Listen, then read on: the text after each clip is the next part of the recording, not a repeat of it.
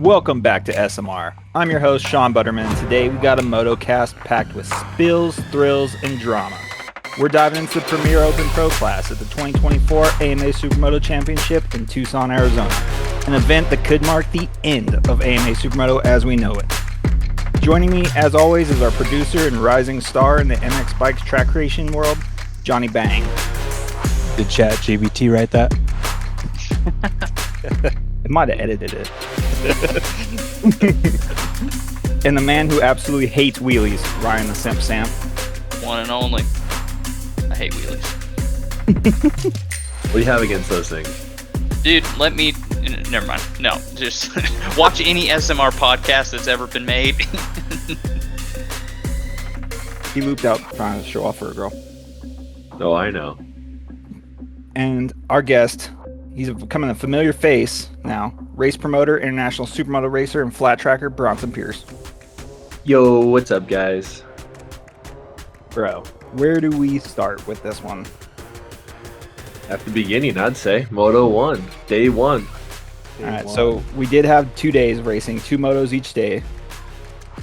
And qualifying started off with me getting pole just a couple tenths over you. And then we had DeBrino, followed by Charlie, Buffum, Simpy, Coy Baker, and Cade Courier. The track started out slick, I felt like, because we had that rain on. Was it Thursday night or Friday that we had that rain? It was the night before the race because I remember I practiced more during the day and practice was kind of open into the evening, and I had kind of was already done. I was like, I don't want to smoke myself, and it started raining. I was like, well, perfect timing. So I packed up. That was Friday. Yes. Yeah, that's right, Johnny, because me and you missed practice. We didn't do any practice. Yeah, I don't remember practicing. Yeah, we Because should. you guys rolled in Friday evening, right? I wasn't even going. That's what it was. I mean, but Yeah, it was like that's right. Friday. Johnny texts me and is like, "Hey, do you think you just throw my stuff in your bag? I don't think I can miss it." And I was like, "Hell yeah!" dude, I couldn't miss the last AMA Supermoto ever. Oh man. Fair enough. But the track was slick. 'Cause I remember going out on Saturday morning and it was very slippery. The track was super green. The dirt work, they had rebuilt the last corner in the dirt, and that was pretty nice. It was better than it's been the last couple years, but then I think I heard the tractor broke or something like that, so they weren't really able to touch up the rest of the dirt section. Yeah, I've heard that one for the last 5 years, so. But there was actual work that went in this one on True, yeah. some part of it. And I There think I was don't know a if that little was bit. Craig or whoever with Southwest Supermoto that helped that happen. I'm not sure, but we did have a tiny bit of work. The rest of it was the same chatter bumps that we've been dealing with the last couple years. So Regular overall, I think guy Tucson dirt. the weekend started off on a bit of the slower end. So, It but by the definitely time we did. did qualifying, me and you were down the 122s and stuff, Which was so the crazy year to me, before. just Yeah, we did. What did you get down to last year? I want to say we were in the 120s. yeah. So last year, I think you ran a 120.1, and I was on Jeff's bone stock Honda with nothing on it except wheels, and And my clamps. Don't hate. Oh yeah, the clamps were good. And I ran a 120.8, and I remember qualifying on Saturday, and I ran a 122, and I was like, "What the hell? How am I that far off of last year? And I'm on a way better bike, I think it last was year, didn't they slippery. have a drift event like the weekend before or something like that? So it kind of tacked up the track pretty good. Yeah, it's always hard because the way they seal it. Some years it's more slick than others. This one, the weekend started out with it being very slippery. Like you go to turn into turn 2, and it was ice. I felt like. Yeah, Johnny, how's turn 2? The main line wore in, but if you cooked into it, Was that in the was race ice. or was it in practice that you took the front there, Johnny? No, that was Moto 3, I believe. Oh, so that was even onto the second day. My boy. And Well, my yeah, it was almost like the second day in some spots was like more slippery because Johnny No, did it that on was, the second it was day. Moto 2. It was Moto 2. Oh, it's Moto 2, okay. Because I remember in practice on the second day, Andy DeBrino, he in that same corner, he like tucked the front or something like that. And Oh, another thing going into this weekend, because we were running late, I was picking up Johnny, and I was doing some last minute oil change on my bike. And when I went to pull my oil filter out, and I pulled it out, and there was so much metal shavings surrounding the oil filter, and I'm like, that's not good. And so I was like worried the whole weekend my motor's gonna blow up.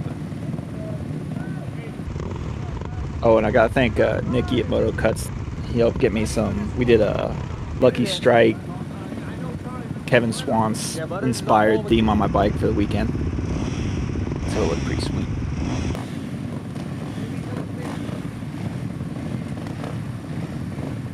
Butter's still going with the American vibe of moto gear. Oh yeah. Dude, I had set my fast lap for the pole position on the final lap of qualifying practice. I remember that because Mike Helm was like, you came in and like checked lap times, and then he's like, and then he went back out. Dude, I was Threw down a lap. sleeping on that start. What the crap? Oh no, that was you're thinking the second day. Oh, was that the second day? Yeah. I think you started on the second row in this race, dude. I might as well have. Dude, me and Charlie are boys, and it's like he's talking. He's like, "Hey, like I know you're not the best starter, so I'm gonna try to like if you're there, I'm gonna try to like not to be in your way, so you can go." And like it's so bad. He's just like, "Dude, I wasn't gonna just sit there and wait for you."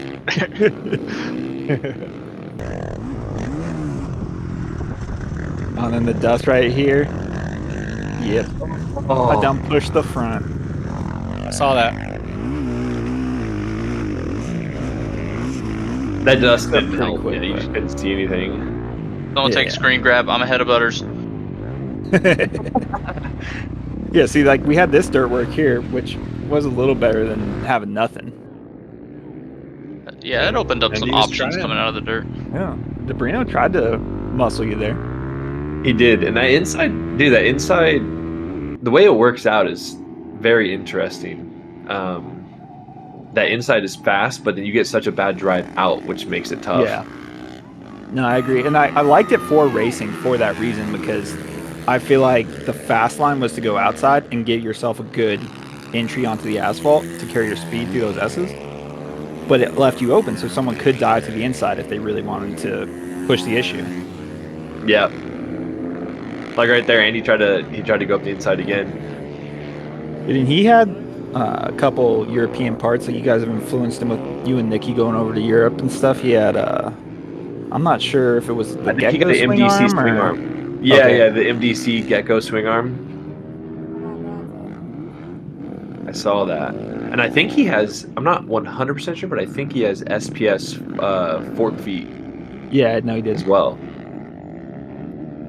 Dude, the Euro bikes are a different animal. I don't know if I could get used to it over here. Hey, Sempy, I'm already back by you.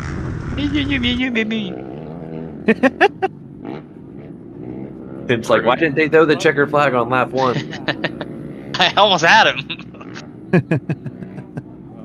Dude, I was so bummed with myself. Like, I was bummed on the start, and then I, like, tucked the front. I'm just like, man, what am I doing? Like he has no idea why Simpy's just flipping him the bird. He's like, what? Oh, and Bronson, It's like, why? in fact, this first lap right here, this is your fastest lap of this moto, where you just crossed Lap the line. You did one. 1:21.7. So you went almost, you went 1.1 seconds faster than you did in qualifying. Dude, that's actually kind of wild. Yeah. From qualifying to race lap one of race one, Yeah. 1.1 Yeah, seconds. your first full lap, not from the launch, but yeah, this first full lap around where DeBrino showed you that wheel in the two, and then I think you just like put the hammer down. Like, all right, I gotta go. Yeah, I feel like you're really strong in the beginning of the motos. Like you're really good at being able to just like put down your fast laps in the beginning.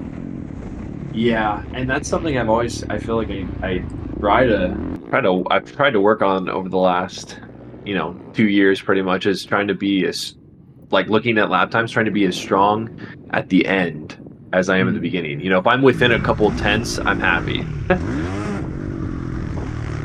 mean, the lap times are really tight here in the beginning.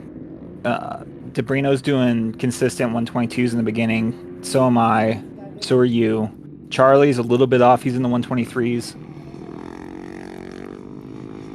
So, but like you get this little gap here, and then it kind of steadies off for a second. Bronson and Leathers with the Euro lean. You like that? No, not really. This is American Supermoto. What is this? Hey, but Dude, it's you're hard. leading. My style's definitely changed to be less American than it used to be.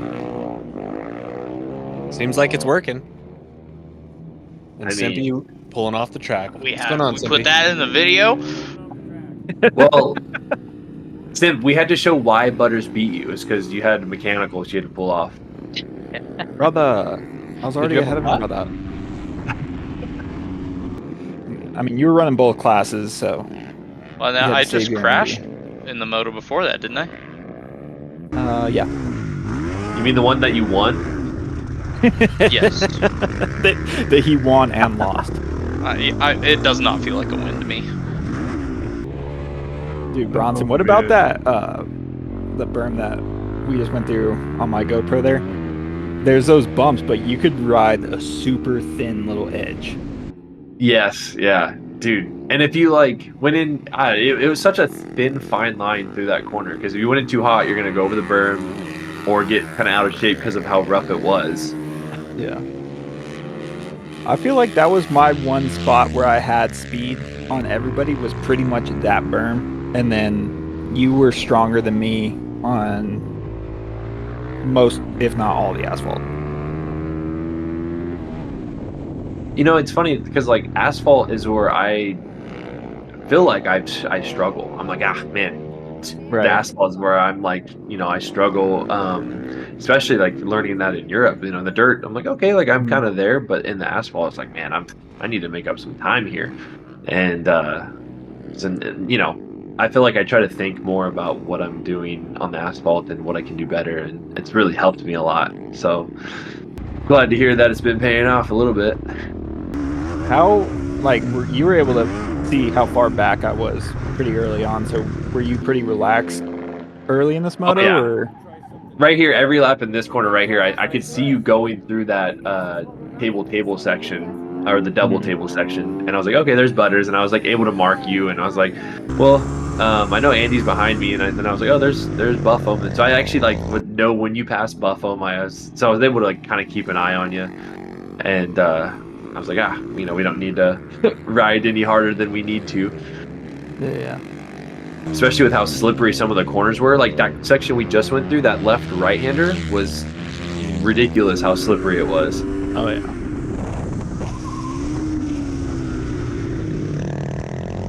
And I mean, this early in the race, like I was going, I felt like I was going, but I didn't feel like I was catching these guys. I'm like, dude. That's like the one tough thing about Supermoto is if you guys are going the same pace and like you had that mistake on the first lap, you're just like, dang. Yeah. What can I do?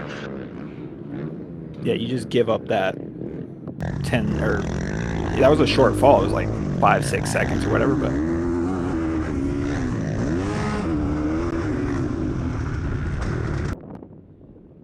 I feel like, did you take that inside to that right-hander at all?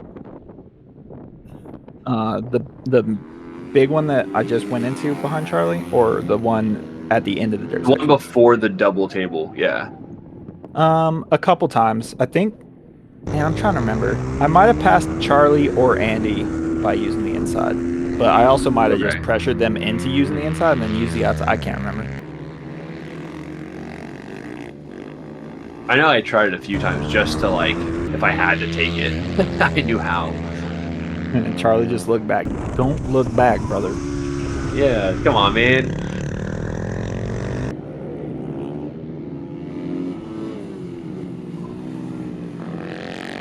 But Charlie is He has been riding really good. At NAS a couple weeks before this, he was riding so good. Like me and his pace at NAS were really similar. And if it wasn't for the rain at NAS, it would have been a good battle between me and him. But in the rain, I had more pace. But I think I just got Pretty more much removed experience the dirt. stacked behind me. Yeah. Because I think you have more pace on the asphalt than he does, but he's really good in the dirt. Yeah. Oh, here's the inside. I think this was just testing it out. Yeah, that was the first time I really. Pretty good. I had run it in practice a couple times just to see like where I needed to hit and reference, because that side's so slick. You gotta kind of pivot turn it, and you gotta be really careful on how you pick up the throttle. Like you have to have the bike straight up and down when you pick up the throttle, or else you're just spinning. You're still spinning, but like you're not going forward spin. What I was really surprised on right there was how well he got out of the dirt from where he took the inside. Yeah, and he like actually, I was like, wow, because that was both tough. you and him are super good at getting the power to the ground. Maybe that's a trait of those era Hondas you guys are on too. But I know you and Charlie's setups couldn't be more different than each other.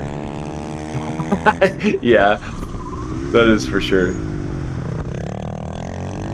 He's red protective. He's like, he gonna catch Bronson, so I might as well put up a fight. He's like, I might as well try to get this third. Yeah. Yeah, I He's felt like that your race is inside already line there, chopped. that was way faster than the outside on the entry to the dirt. So these first two corners, it was kind of like you had to run the insides. There was really no other way. You just had to be patient. So I'm a little closer here. Least, like, this inside is very usable. I mean, look at that. Like, it's very usable. Yeah. And even this inside, which, like I said, I wonder how this one works out, but still surprising, like how well he gets out of it. Yeah. Dude, that is such a slick technical section, and I do feel like as we get into the later motos of this Motocast on Sunday's motos, me and you have a pace in there that's really strong. Yeah, he just made a mistake. Push wide, let me up the inside.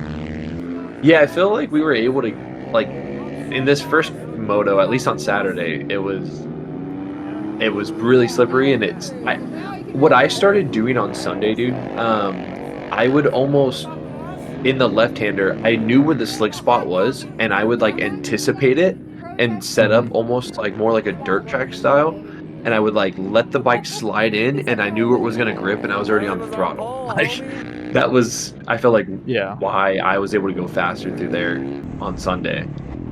Yeah, dude, because that exit, you're right. That slick spot will grab you out so easy, and you have to. I found me and you were like two-wheel drifting on the right-hander before that left, and then we'd both slide, hesitate over the slick spot, let it come back into us, and then. But those S's are so technical. That's really where the lap time is made on this track, I feel like. Yeah, especially with how slippery they were. Oh, I remember this moto a little more now. Andy, I think he gets a flat rear in this moto. Yeah, he does. Because as soon as I don't know if it's right before I catch him or. I think it was like at some point 13. I don't even have to. Yeah. Because I remember like him rolling around, and he crossed the finish line still. I think he got fourth, even though he had the flat, and he like still crossed the finish line. But yeah, was that him over there? That might have been Andy right there looking at it.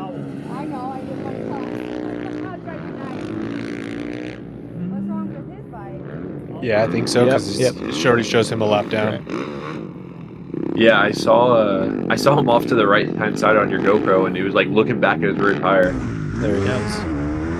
And this was the fastest lap that me and Charlie both do is this lap. Charlie was able to hook into you. Or no, I was wrong. His was the last lap when I was right behind him. He did a 123 flat, and then this lap I do a 122 flat. but it's still 3/10 off of what you did that first lap, or this, I guess, second lap around, but first full lap. What is my lap time around this point in the race? Like, is it somewhat? You do a 1:23.4 this lap, and I do a 1:22 lap. Jeez. What was I doing? 2 seconds off the You're lap like, one? you're like, you had such a gap, and then you're like, oh wait, what? Wait a second. Because I think I looked back at one point. I was like, wait, where did Andy go? Yeah. No, but that's one of those things where it's hard when you're in the lead and you're able to control the pace. So it's like there's really no reason for you to take extra chances. So like you put in a slower lap than me doesn't make me, in the moment, as long as I'm like gaining on you, then I feel good about keeping my head down. But it's one of those things where when you're in the lead, sometimes you can sacrifice that and it doesn't really affect your mentality. Like if you are pushing and someone starts catching you, you go, fuck. Yeah, that's when you're more like, oh, okay.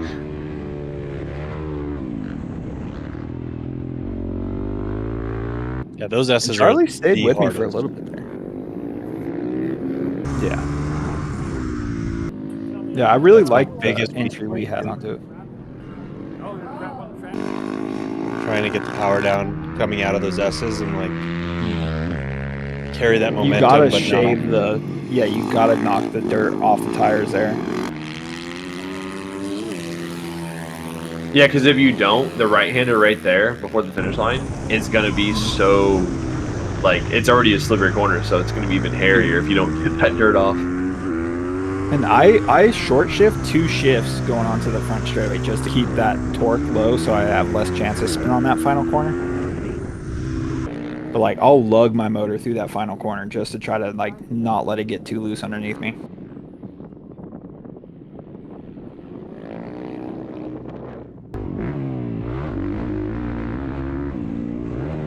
Cruise control out here. And I was like thinking the same thing. I heard that. I was like, man, that sounds, I was like, it doesn't even sound like I'm on the gas at all. Just like, whoop, whoop.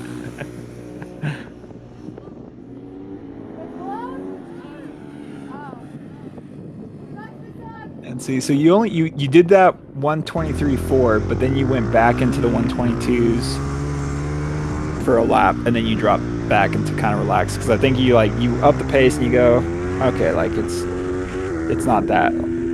I think you like kind of see the gap stabilize there, and you're like, eh. You know what else helped a lot?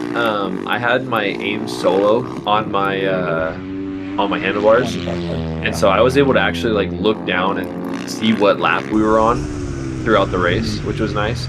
And I was like, okay, we're on lap 11 or 12, right now. And I was like, I know there's only 3 laps left, I think, and so I was like, okay, I know where we're at. Yeah, and at this point in the race, I kind of like, in a sense, stopped trying, going, like, I was still trying, but I knew I wasn't going to catch you, so it was just more of like, all right, I was breaking down the track in my head of like, this is where I want to execute. This is like, I don't know, I'm always evolving. I feel like where I'm intentionally trying to like put my tires and stuff, going, okay, if I'm going to link this section, I really need to hit this point. And stuff like the S's, I was really trying to like still figure out the S's during this race. Yeah. So it was more of just like playing with, okay, like where, like you're talking about that slick spot, where can I carry as much momentum as possible? Like what's the earliest I can pick up the throttle without me having to like sacrifice momentum? Because sometimes you pick it up too soon and all of a sudden you lost half a second on the lap because you got too antsy with it, Yeah. One in that right-hander too before the finish, you really had to like let the bike float. You almost just had to like let it do its thing. Dude, it's the funnest feeling though, like having the bike dance, like where it's doing that like whoa, whoa, whoa, and it like kind of like picks up the front wheel as it finally grabs traction.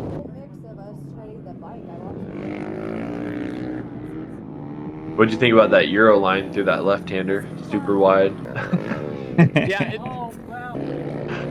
Yeah, I love that whole section leading up to the dirt. I feel like I come out of to that short straight before that like whole horseshoe before the dirt section. You come out and you can kind of just have your head over the handlebars and spin up the rear a little bit, snaps into a wheelie, and then you get on the brakes, slide into that horseshoe, and you come out and it's got those ripples, you know? But you hear your peg just kind of dragging in the ground. Just Yeah, I'm surprised Andy's still out there. Like, what, 5 laps later after the flat? I wonder if he had like a slow leak, not like a quick leak, or like a flat, instant flat. Yeah. No, it couldn't have been a full. If it was a full flat, that thing would have debeated by being out there like that. I feel like, Yeah. at least that's been my results when I've tried to ride a flat. I usually debeat that thing.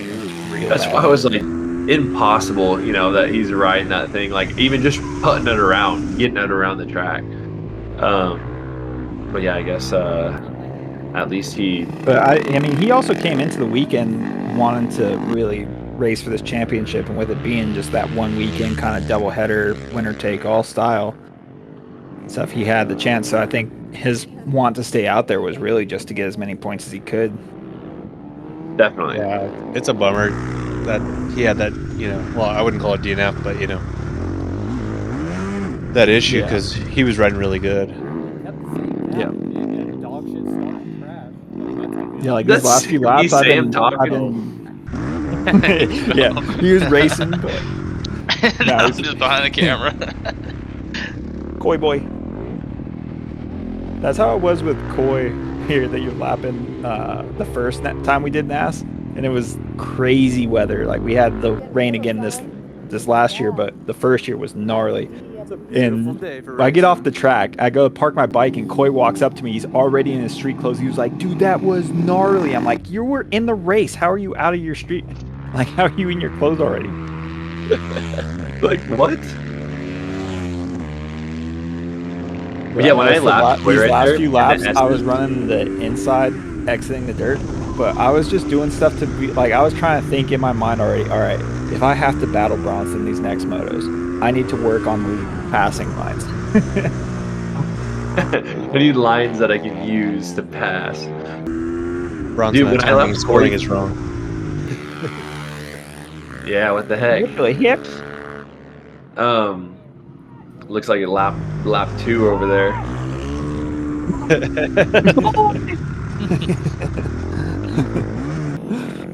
I love Coy. Want some? Yeah, when I lapped Coy through the S's, dude, I was actually super worried about going on his outside like that because I didn't know how slippery it was out there, and I was like, don't tuck the front. Yeah, this last lap, Bronson, you cruise around to a 124.6. Oh my gosh, bro. My 122.7. But you're able to, I mean, it's like I'm saying, like I'm not trying to, you're chilling because you know you got it. Charlie's down to 127s. He's gassed. So you're still going faster than Charlie at this point by 3 seconds. Yeah, Charlie had to race a whole moto before me though too. That doesn't help.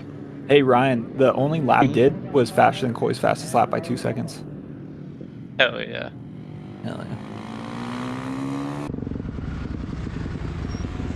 Yeah, dude, Boy actually came out to my final round in Bakersfield at the SM Championship last year, and dude, Coy was riding really good. It was really cool to see the lap times from the top 10, and he was literally, I think he was, all the top 10 riders, first place was a second faster than second. You can see, but then second to ninth was all the same lap and all in the same second. It was cool. Yeah, it doesn't look like it's fully flat, but it is squished out. Yeah.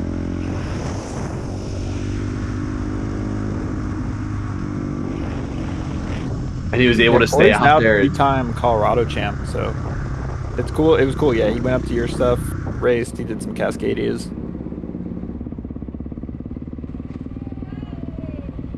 Yeah, I think it's just he's just getting more and more seat time, and he's just gonna get better. Yeah.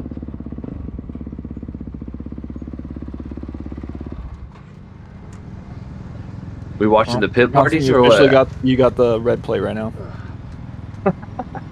Yeah. Well, that car's not changed yet, so He was, yeah. Huh? He was out there filming, so. Fuck yeah. Oh, man. Bronson, you didn't OG print a red there. plate for day 2.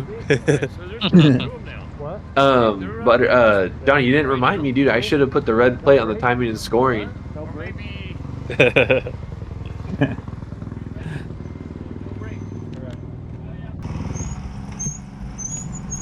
That's fine. Then I started making some mistakes.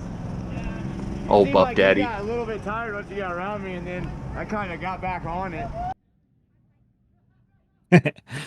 Dude, he did, because like I was kind of gassed by the time like I finally got up to him, and then I was like, oh, I can like relax, and then he like stayed on me. I'm like, can't relax. You're like, dang it. Oh yeah, and they changed it to where like, however we qualified, that stayed for the whole day. Where I feel like in past years, it's like your second moto is based off of first moto finish. Moto 1 results. And then Bronson freaking just let my tires cool off. Dick. Maybe the cool guy in the starting grid. Yeah, what do you, I mean, I like that. I think that it makes qualifying a little bit more important to make your starting position. No, like for I was the- kind of stoked that I still had pole, for sure, after having a bad moto.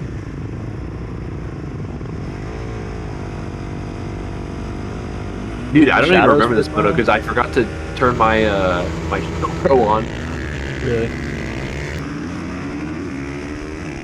Better-ish start. Boy, But Simpy's up in there, dude.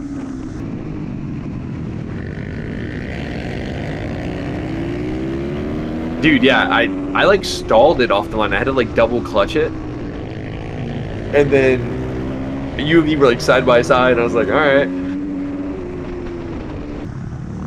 Dude, and then I didn't want to spend money on tires, so I had Jeff Rydell at Toxic hook me up with a set of Metzlers, but I only had one set for the weekend, so I saved them for Sunday. I was like, well, I'm gonna save fresh rubber for like the later races of the weekend. The main ones. Yeah. I love the drone footage, dude. That's sick. Yeah. Oh, we got don't some you fresh passed me water. right here? Oh, yeah. I went through that mud right there, and he sprayed me, and then I like slipped up, and I was like, "What Dude, the I hell?" had no idea how slick it was. So the second lap, I remember I almost died. Or at least it felt like that. It probably doesn't look like anything, but I remember being like, "Oh my god." But I'm pretty sure. Yeah, I think I was right behind you when you did that. Mhm. 77 just hit. Dude, the drone footage really just adds to the production. I really enjoy the drone footage. This one I came out firing pretty good for myself. Usually I'm not very good in the beginning motos. I have to build into a pace.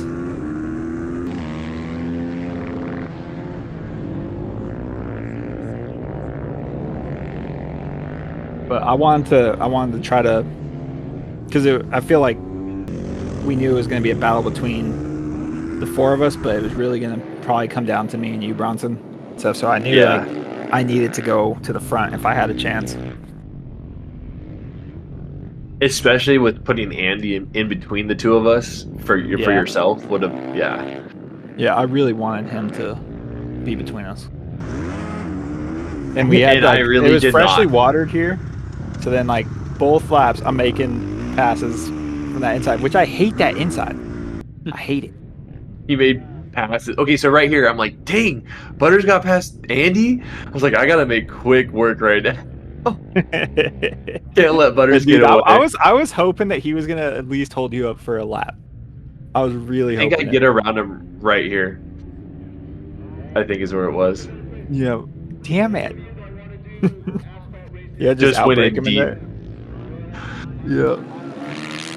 Yeah, dude, I'm not sure when I recognized it was you, but I think it was pretty early on, and I was like, because I was like, oh, he's on me, damn. And I was like, is that Andy? Nope, it's Bronson. You're like, dang it.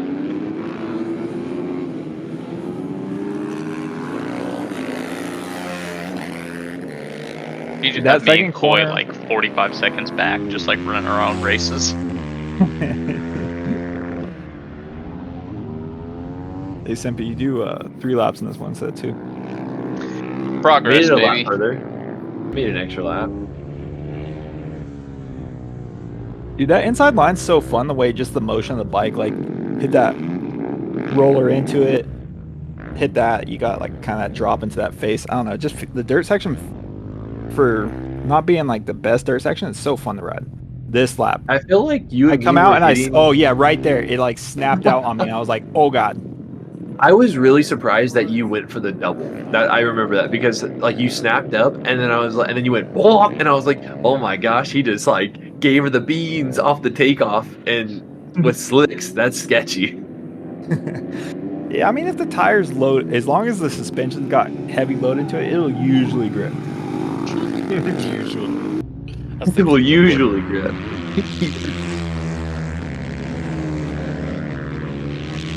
Well, I feel like in the dirt section, in that first left-hander, we'll see what it is this lap. But you and me were hitting it very, very similar, almost the same way. And like we would hit that berm and almost drop off of it, and our front wheel would like wheelie into the next little jump. Who is that? Dude, I like the drone shot with the lighting because it's kind of late in the day, so the shadows just look sick. Who's in third? Dude, I pretty much Sabrina. stand that whole corner. Do that right-hander. Yeah, Is that why you crashed Moto 1 lap 1? You didn't stand? probably. You couldn't see it because of the dust you sat Yeah, down. I was already feeling the pressure. I went inside. You went inside, then you pushed wide to block his line. Dude, that was a really good shot from the drone right there to show how much exit speed you can carry from that outside dirt line.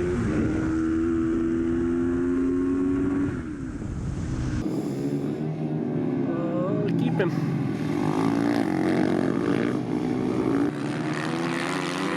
Dude, the setup for that like last corner, it's like the whole bike's just dancing. You just have to let the thing move under you. Right there, dude, you can see the shadow behind you. What are you thinking in that Yeah. moment? You're like, "Stop, Yeah, go I'm just away." like I'm trying. I'm like just hit your marks. I'm just trying to hit my marks, but it's so hard because you can feel the pressure. So then you're like, I'm going inside and I'm sacrificing exit speed. But then if I leave the door open, then it's like, what do I do? So I'm trying to race forward as much as I can while also being protective. But yeah, those pressure situations when you have someone up your ass are just such a mind fuck. Like your heart rate's already going high from the intensity, and then I feel like it just spikes your heart rate even more when you got someone really on you that you can't break. And then the more laps go by that you can't break it, it's like the worse the mental load becomes. How sweet I just those mentally- exit ruts are compared to the rest of the track. Yeah. And see, look how much momentum and better line Bronson carries in the S's because he's You're running the being better line.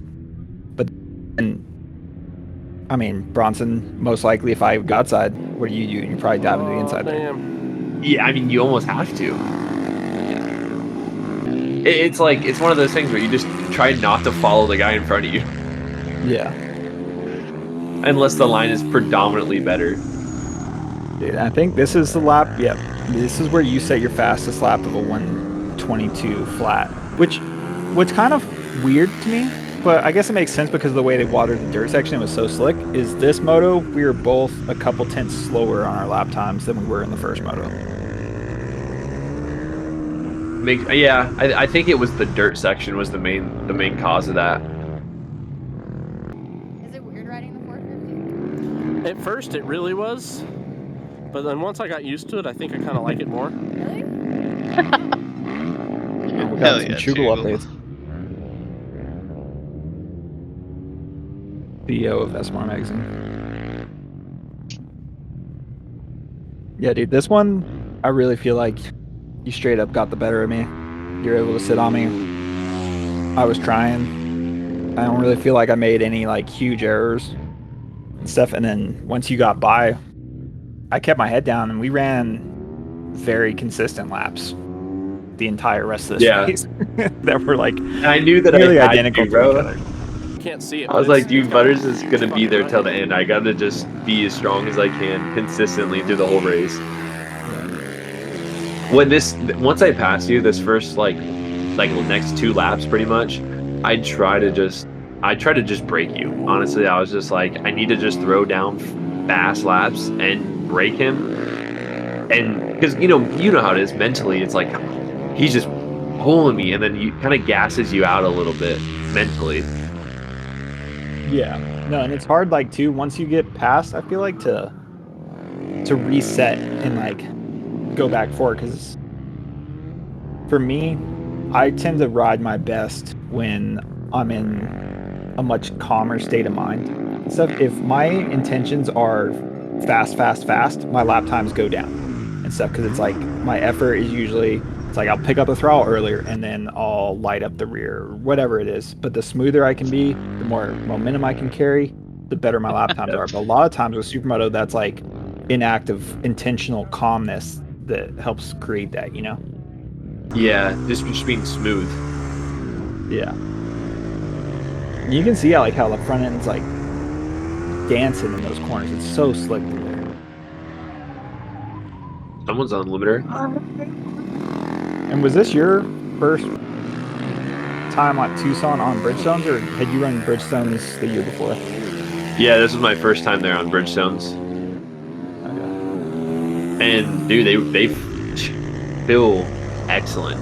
And do you know what was really funny?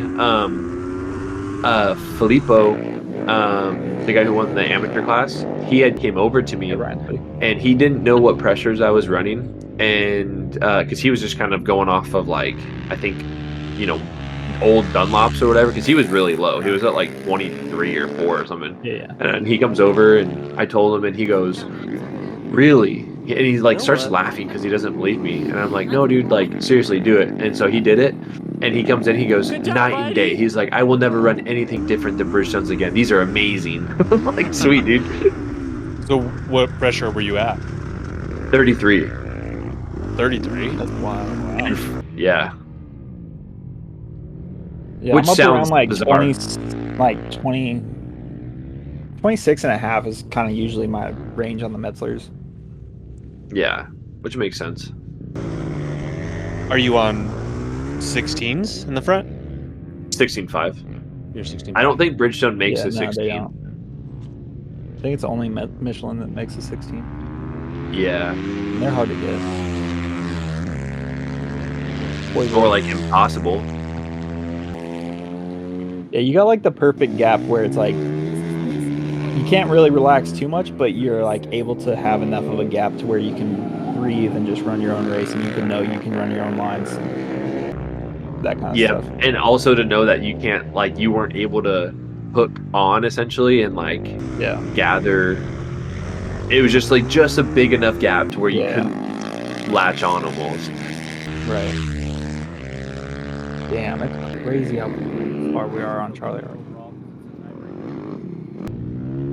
I mean, to be fair, But Charlie's Charlie's 3 motos before that. He doesn't. Yeah, he doesn't. He has no reason to, like, because pretty much he's third overall on the day, even if Debrino beats him.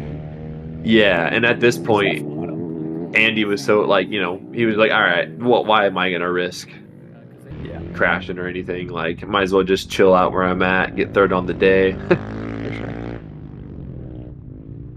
Yeah, so like that first, Andy's fastest lap was the second lap around, and he did a 122.8. That was when he was leading. No, that was he did a 124 when he was leading. I passed him, and I did my fastest at a 122.8. He did, or no, no, you're right. That was when he was leading. And then I did my fastest that same lap, and then you did yours on lap 5. Lap you got by me, or Yeah, I think so. Yeah. And me and you just ran. Dude, the drone shot is so consistent 123s with a couple 22s thrown in. Which is, dude, it's so crazy to me that like we were in the 20, and all day I was just mind blown that we were in the 22s because of the year before where we were at in lap times, Yeah. but I mean, even Andy the year before, Yeah. was in the 120s. All of us were, and then this year it was like 123s, 122s, and I was like, dude, oh, at least it's not just me. It's just Yeah, it's no, the it was track. the rain before the night before definitely made that asphalt green, as I'd like to say. And it wasn't hot. It was so slick. Yeah, it was very never got cool hot. temperatures for Tucson. I remember waking up in the morning and being like, "Oh, it's cold." Oh, You see that how much it danced right there? It's funny how wide we go Dude, there. I dude. hate It's crazy. that we run that wide line, but it's like you're doing it, I'm not gonna not do it. And I mean, dude, you have to run it there. Yes. It's just Dude, I so like on the fantastic. warm up laps, I like throwing oppo slides where you enter wide, but then you like kick the slide the opposite way of the corner. Right, you start it right as that curbing comes in, and throw it the other way. It comes right in. And it's so fun to do the oppo slides, and it's not fast. It's fun. It just looks good. Yeah. That rev limiter. Was that Charlie? Yeah, I think so. Yeah, I'll tag my rev limiter in that section I just went through quite a bit. In fourth or fifth? Third, probably. Third, And yeah. into the right hander. Oh, Yeah, and then like you don't grab a shift. I just kind of, that's one of the rare instances I use my rear brake on the asphalt is into that horseshoe because I'm not doing a downshift, but I want a little bit of a slide. And you're revved out. You're on the rev limiter, and then you just shut it down, kind of drag that rear brake, and you're heavy on the front, and it just floats into that corner. It's the coolest feeling.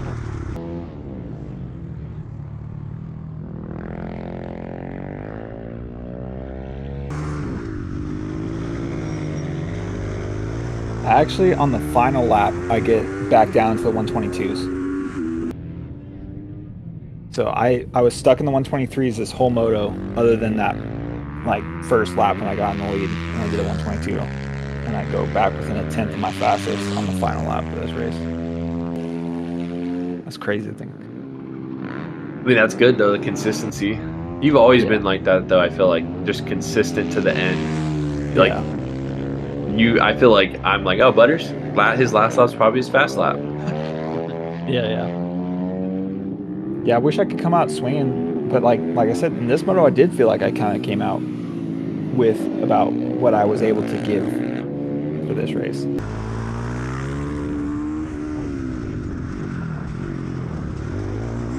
Something like Dude, I was on. Dude, watching your GoPro video through there is so insane. Just I feel how fast we're entering the dirt into the bump to another bump into the berm. Yeah, it's like it's such a fun little like. You think of that section and you break it down, you're like, oh, we're fucking floating through there. And then the way we're starting to enter this berm here too. But I feel like I had pace on you. I wish we had sector times where we could break down the dirt section and the asphalt. But I bet wherever I have speed on you is probably in the dirt section, and where you got speed on me is probably the asphalt. Probably. And it'd be cool to break down like into 3 sectors on this track. From like the start to one from here to the dirt section. Yeah, the dirt section is the second sector, and then the S's through the back straight and the final corner is the third sector. I think that would be really cool to break down. That's exactly how I have it in the game.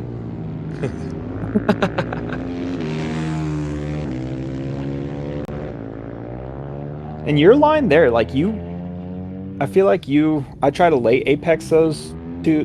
That chicane there more than you, but your momentum is so good. You cross over that white line, but you really, it's like I'm always so worried about trying to get a better exit out of there. But sometimes I think I just need to carry my momentum like you're doing, even if it means you drift a little wider. Supermoto, right? Momentum's everything, especially into a straightaway. Look at that limiter. Da.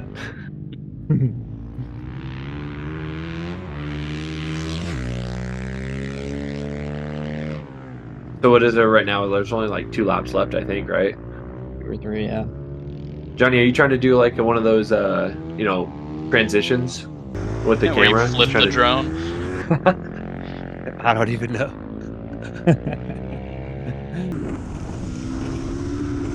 Yeah, I feel like with how big that skid pad is, like we could add in another 4 corners if we wanted to, like make a parking lot style track out there. You know, just add a few S's out there. Then going into this weekend, Alex had on the schedule that we were going to run the track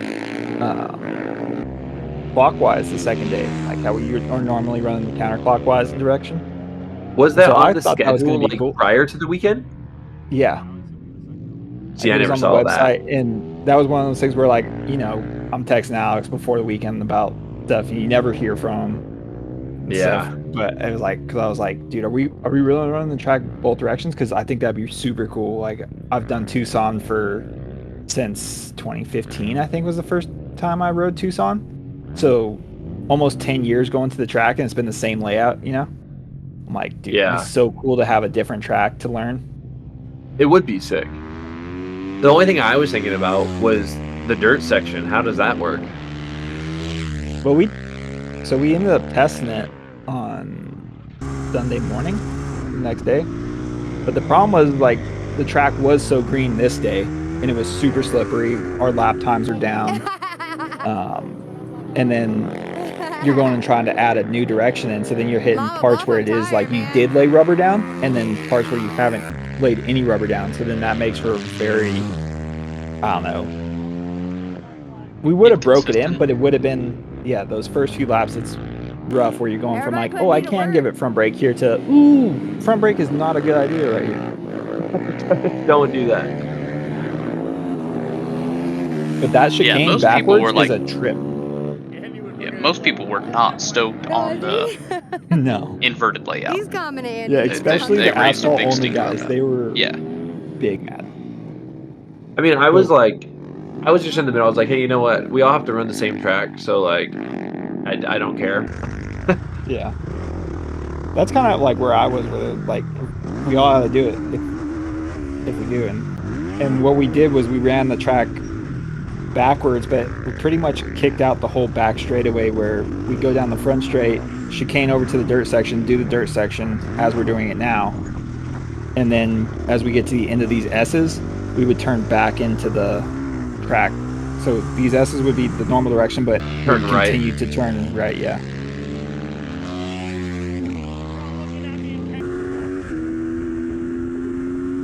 There's a couple ways you could do it, I think, but yeah, it'd probably be best to almost start the weekend out with it and burn in the rubber with the new direction. White flag. Yeah, I think at this point I in the know, moto, I can't see. my tongue was in my spokes Sun. because me and you both had a really injury-filled year last year. So, but like I was coming back from, or I tore my labrum in my shoulder, I messed up my knee, and my tongue was definitely in my spokes. Like you're talking about how I'm strong at the end of the motos. I don't know. I think it's just because I build into a pace and I'm good You're at able to settle executing my pace, but like it's not because I'm having to like overextend myself. It's just my heart rate's at 180 and I'm just trying to maintain hitting my marks. Like going for a pass would be hard because you're tired and But- like breaking someone or something extra outside of this- your executing pace. 15 laps is long. But at this point, I'm so mad that I started off the race good, got to the lead, then you passed me back, and I couldn't go with Where's the you white flag? and stuff. And so then toward the end, you're kind of just relaxed, settled in and stuff. And I just wanted to be as close to you as I humanly could, just to There we go. try to let you know I was there. You know.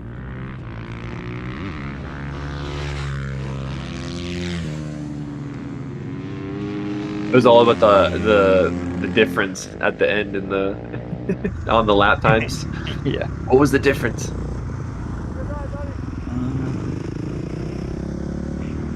You know what's funny? It was 1.2 seconds at the end. About eight laps into that race, like you said, I was more relaxed. I literally had I was like, huh, I didn't turn my GoPro on this race, and I like had the inclination to like reach up and turn it on, Charlie? and then I was like, no, I shouldn't do that. Yeah. He's like, come on, bro. Yeah, no, like that one I was like He's going proud of real how slow. I finished the moto, but then like also really mad about how I had ridden in the middle of the moto. Oh. Like I felt like I finally got together there at the end, and I built into a really good, like I said, I was 1/10 off my fastest lap on the very last lap. Which is solid. I mean, that's where you want to be. But like both me and you, dude, like we ran our lap times pretty much were within. We were constantly within a couple tenths of each other that whole race and stuff.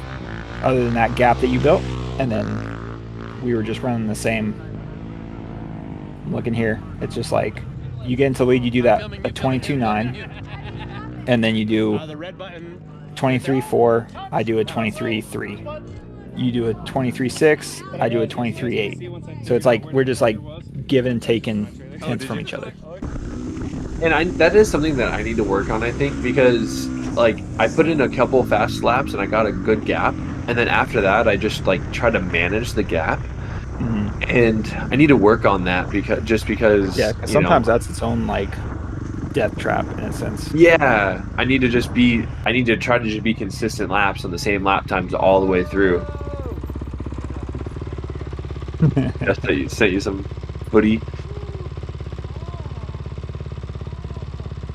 And then we weren't sure if we were gonna do like an awards ceremony this day because Simpy won the overall in his class, and then you won, so we were like all like we're doing trophies, and then we didn't. Yeah. What is this? Is this a 4-round series? Is this a overall on each day? Is this a 1 weekend race? No trophies. The questions were just out there that were never answered.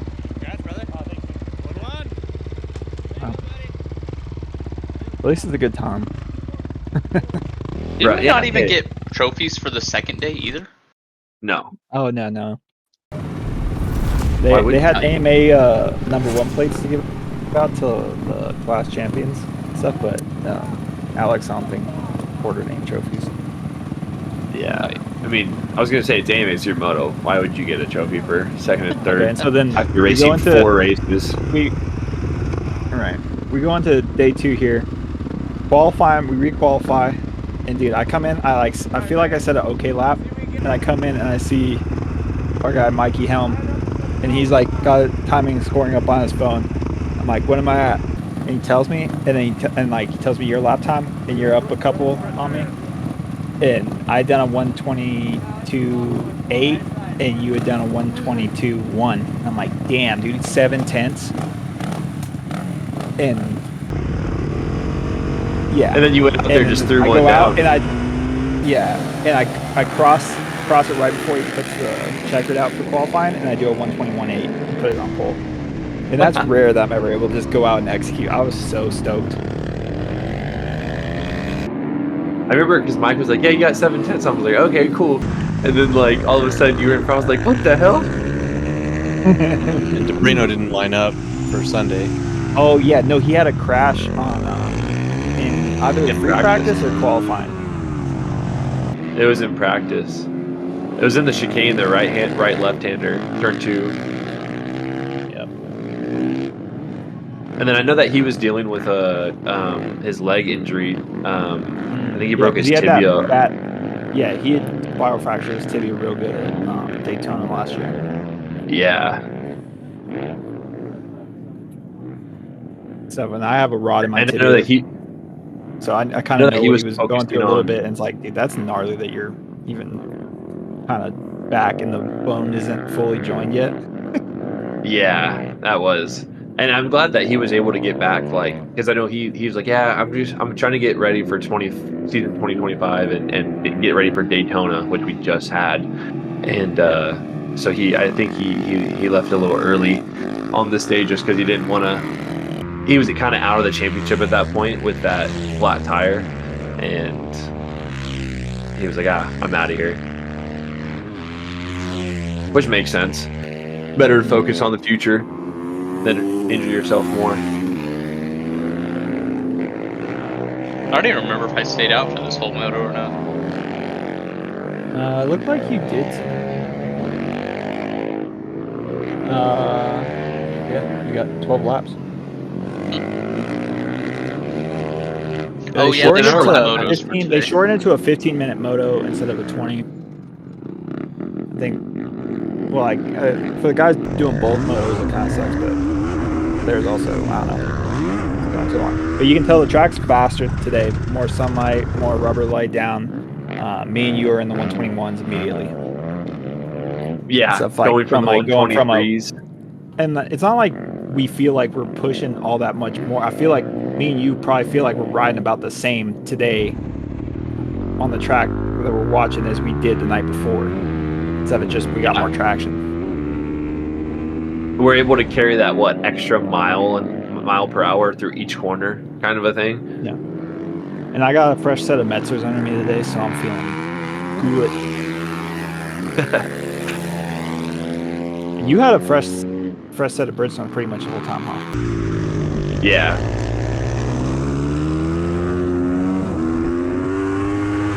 You got them, dude. When I was on RSR, Joe would always like have fresh tires for us for every race. It was so nice. Fresh tires are nice. It's huge, and how much it helps. Yeah. Crazy. It's crazy what the Metzers I was on the day before, they still look pretty good, but I had ridden them at a couple Colorado races. So they had a couple days of heat cycles on. And once you do that, the tires just aren't as good as what they are when they're fresh. I don't care what brand new tire you're on, nothing's ever as good as a fresh tire. I think I've done a set of Bridgestones at Bud Willow, and I wore those, wore them out. They had 5 or probably 6 days on them. They were worn out, and I set my fastest lap time ever there, and I was like, oh my gosh. And then I threw a brand new set on, and I went a second faster, and I was like, oh my gosh. Yeah, 6 crazy. minutes and 14 seconds. We got it. And it looks like Charlie's barely even trying this moto because he's focused on the lights class. So if he's doing 126s, 128. It shows us down a lap. You haven't crossed the finish line we already yet. lapped you guys. Oh, I got you. Yes, have you already down a lap, buddy? I don't remember getting. I don't know, it's possible. No, you see you're 22 seconds down now. Yeah, 22 seconds and we're only 4 laps in. And I know me and Bronson are on one. It's there. it's pretty much I think me and Bronson both know by this point in the weekend that it's just going to be between the two of us. And and at the if same I want to time, win, then I got to win. And if Bronson wants to maintain the lead, he's got to win. Honestly, it came down to this moto, I feel like, right here. Yeah. Just because, if I had 2 wins, you had 2 seconds. Yeah. If I win this moto, all I have to essentially do is, I don't even have to get second in the next one or third. It was just if I win this one, I felt like I put the staple in it. But if you won this one, and then it was basically winner take all on Moto 4. Yeah. No, I agree. That front end. Yeah, definitely. That this moto I was pushing. Andy had fallen and kind of re-aggravated that leg. So because it would have been nice to have him out there because in all reality, I really needed to have someone between us too. Yeah. Well, that would only be in the 4th moto if I won this moto. Yeah. Because if you won this moto and then you won Moto 4, we tie in points. You get the winner overall because you won the last moto. Yeah. But yeah, look, we're in the 121.2, 121.5, so we dropped down to the low 121s, which is sweet. I say me too. Just started. Are those our fastest times in this race? Our fastest times come a couple laps from the end. Oh yeah, just want to make sure I wasn't the only one. So we're still pushing. Yeah, because I wasn't gonna give up. Yeah, I think Butters actually puts time on you here coming up. Makes up some time.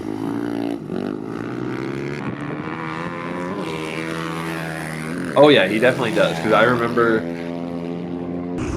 I remember the last lap. Oh yeah. What a dork.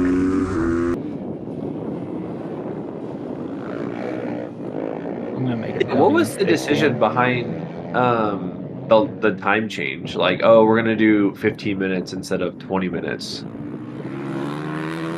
I'm not sure. Maybe it was just to get people out of there faster because like the day before we had kind of gone into the. Yeah, true. It was stage of Sunday. leaving. Everyone's driving home. Yeah. But I feel like we didn't even like. Did he tell? Were you aware of that before the race? Yeah, no, they Yeah, I thought they talked about it. Riders meeting was like a whole thing of like we were trying to get them to ride the other way. Me and Simpy and Johnny all went out and tested the track, going the opposite direction. Or died. Asphalt only. That's the one thing I do remember is Other the people were backwards like, conversation. Nah, we don't want to do it, and like we let the riders put it to a vote. There was way more riders for staying with the same way and reversing it. So we just kind of went with schedule as it was, and then they shortened both pro classes to 15 instead of doing 20 on the pros. Is the 250 class? That's a 15-minute race, though, right?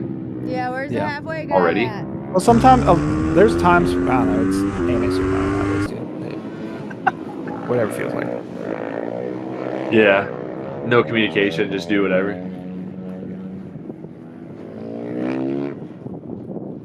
But yeah, I mean, this one was one of those ones where like those first few laps, I felt like I was trying, and you were just getting a little bit where you kept pulling a little bit more and stuff. And then toward the end of the moto, I feel like I'm able to start creeping up on you. And this is one of those motos where I wish we had 20 minutes.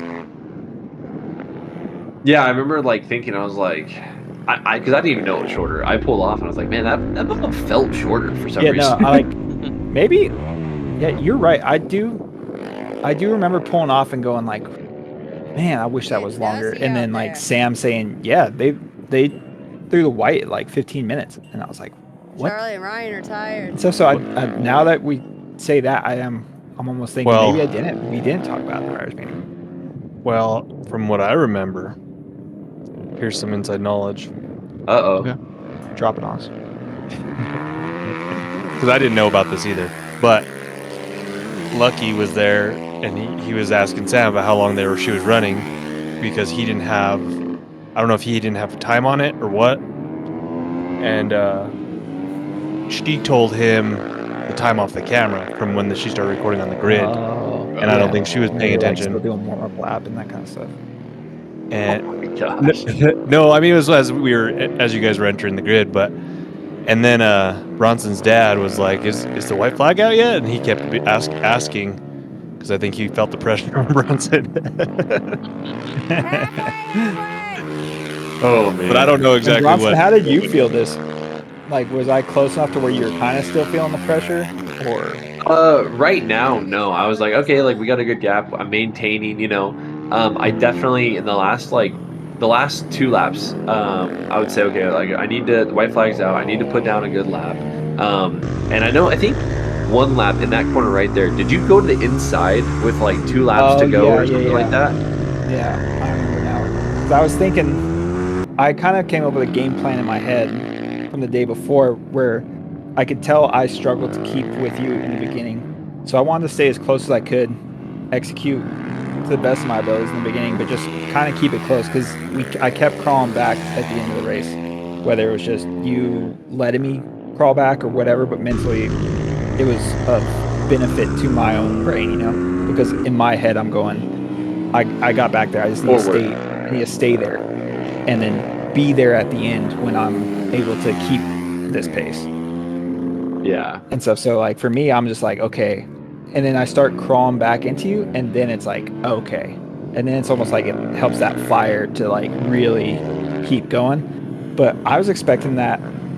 I think I was expecting longer moto because there's a certain point that comes where I show you a wheel on the inside, and then because I showed you that wheel and I sacrificed that speed just to show you a wheel, because I was like, all right, I'm starting to catch him a little bit. I'm not close enough to pass him, but I want to show him a wheel, and it's either going to make you drop your pace or it's going to make you ride tight.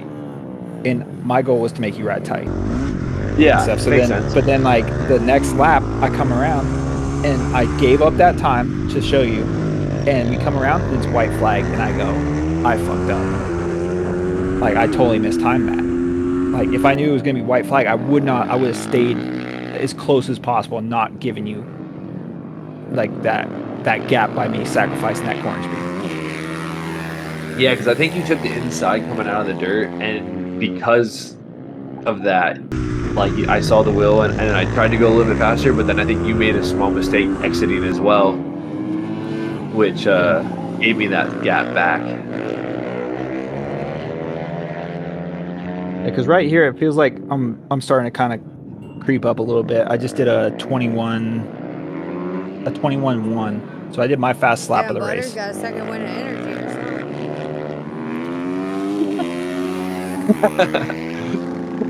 Well, you guys see the clock remaining? It says 2 minutes remaining. Oh, yeah. So, like, to me, that seems like it's pre-planned that we're having that shorter moto, you know? Mhm. Yeah. Yeah, I just think none of us. To be can honest, do like it. I don't really He's remember right if there, Rick. thought maybe we talked about it, but then I also remember feeling like I misplanned the moto as far as timeline too, as we're looking at it now. It's funny how like I can't remember anything until you like watch it, and all of a sudden you can remember exactly how you thought in that moment on the racetrack. You're like, yeah, I remember that exact thought process. Yeah. And then I hit Look that at little Charlie strip. with a 46.7. Drop the hammer. Oh wait, no, that was the time difference. Where's our best lap time? Why is it showing differences now? I think it's alternating. Yeah, Bronson, you do your fastest lap, I think, when I show you that wheel. I think my ploy to get in your head didn't work. 16:21. Backfired? Yeah. I actually think Come on, guys. I think you Dude, show the me a angle I wheel had in right that corner here. was sweet. It might be. Yeah, because I'm definitely not close enough, but because I have been kind of creeping in the last couple laps, I'm like, all right, now it's time to start playing games. So it was right here because watch, I know exactly the gap that I had over you. Like I knew the distance. And you go to the inside Yeah, right here. my corner speed right there, like Outside. must be next lap. Okay. Yeah, because like but I'm pretty much on. I've closed the gap now. At least in the dirt section. You're there. We're probably gonna watch you slowly walk away on the asphalt again.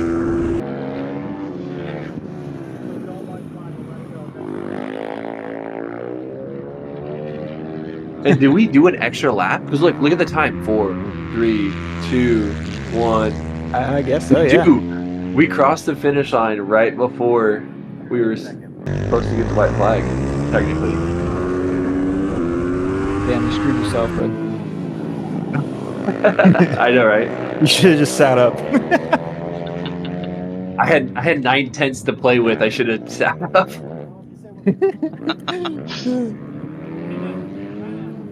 Lucky would have missed it. Yeah, I was gonna say it wouldn't have mattered. Lucky wasn't even standing there ready to roll. I'm within a couple bike links now, so I think this is when I'm like, all right, I'm gonna start. Let's start seeing if I can. Yeah, Rick, he's like, "Are you doing the white flag right now?" Yeah, Butters is right. Like sometimes you just remember the game. weirdest shit. Oh no, you're early. I still got 18. Yeah, and it's like here, so. I knew I wasn't close enough, but you saw me, you know, and that was what I really wanted. Like, there he is. Then instead of like, but imagine if I just sat on your ass, dude. I could have ate another bike length and then right on you. Well, surprisingly, this is where I'm gonna be mad as hell at myself. You're like, are you kidding me, Lucky? I think I saw you flip Lucky off and do a double take. White flag now? Yeah. I'm just like, oh my god. Why did I do that? Why am I so dumb?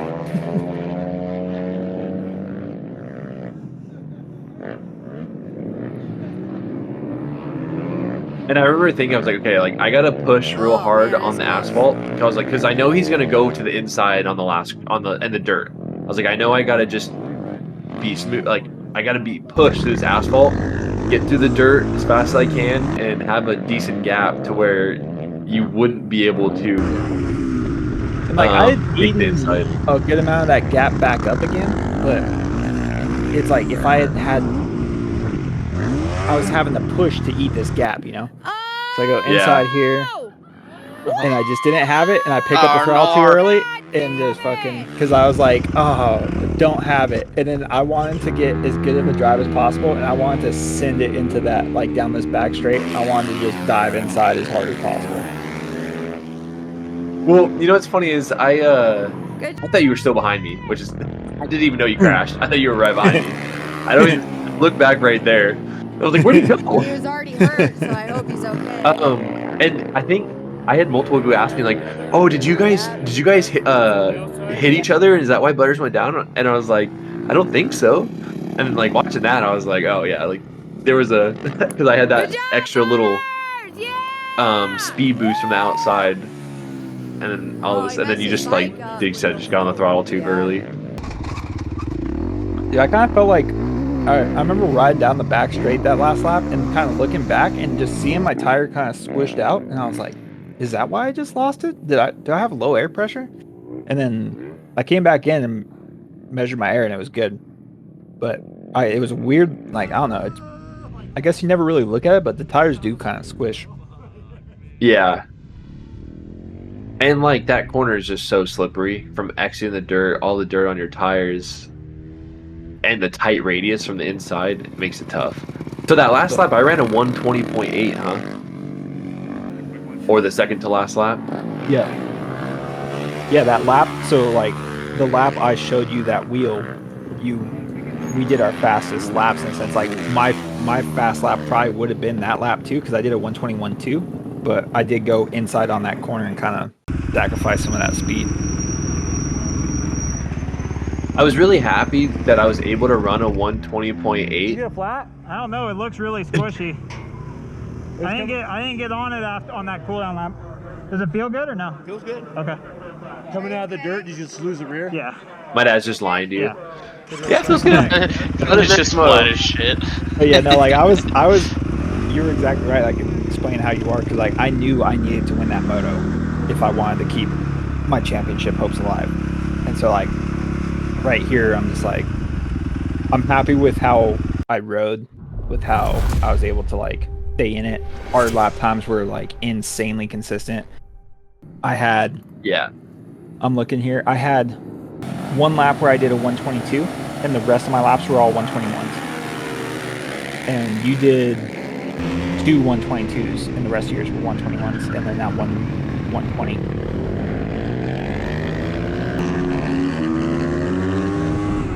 I was really stoked that I was able to run a 120.8 only because the year before I ran a 120.8, and I know how much slower the track was this year. Because like you ran a 120.1 last year, and then you ran a 121.1, at least in that last moto. And so like technically the track was a second slower. So I was like, oh hell yeah, I ran, you know. And I feel like there was like weird, I feel like I kind of linked together the S's that last moto. And me and you had a really good pace through the S's that I don't think I've had in years previous either. So there were sections of the track where I felt like I was kind of being able to put some stuff together, but there was just really slick portions of the track that we couldn't carry the speed that we've had in the past. Yeah. And also, I think that the way that dirt corner onto the S's was better than it was in years past. So that was another reason that the S's were easier to go faster in. So for the track to still be slower, I think speaks to how slick it was. Yeah, definitely. Coming into this moto, I just remember thinking, I was like, okay, like all I really have to do is just have to like, I can just go right around. You know, I don't even have to really, because Andy's not here. It's you, me, and Buffum, and then I was like, I know that Samp and Koy, like, you know, we can have a big gap on, so I can just chill. And I was, you know, I got a good start, and I was like, if Butters comes up on me to pressure, I'm just gonna let him go. I'm just gonna let him go and ride. But once I got out front, it was like, okay, like, you know, I'm riding good, and I was like, he's not like pressuring me, so I'm just gonna keep riding, you know, and then just I was like, oh, you know, let's try to put the staple in it too. That'd be cool to win all 4. Yeah, no, it's like we start out hot with 121s and stuff, and I think it's like this our second full lap in, or maybe the third full lap in we'll see it come up here. But my intentions going to this race was kind of like, I was like, I put my own nails in my coffin because I didn't beat you. I wasn't able to make it happen. I tried my ass off stuff, and I came up short. I made bad race decisions and stuff, but my intention was to go out and try to win this one because, like, you didn't need to, but I wanted to win it just so I could, you know? Yeah. And these first few laps, it was just like, all I was thinking was like keeping my heart rate as low as possible. So I was trying to ride a relaxed pace so that at the end of the moto, I'd have that reserve to like dip into. And stuff. Yeah, so almost like, riding as long like as I can something- stay close, then that's really all that matters. Oh, there it is. Yeah, There it is. Dude, crazy to me because I got up from that and my eyes were crossed. I couldn't see anything. I kept shaking my head to get him going. And I'm starting my bike. Look, I'm trying to start it. I'm trying to go. My left wrist is like broken at this point. Jeff's trying to help you.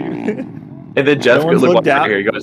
He goes, your chain's off. I'm like, fuck. Dude, I'm riding around right now like, did that just happen? Dude. Like, holy shit. Yeah, you were knocked a little bit silly when I was talking to you. Yeah, I was out of it, bro. And then I had a fat hematoma on my right knee too. Like the thing was huge. Look, I go and do an oppo slide. I'm thinking like, and I see you off the side of the track. I'm like, what the fuck?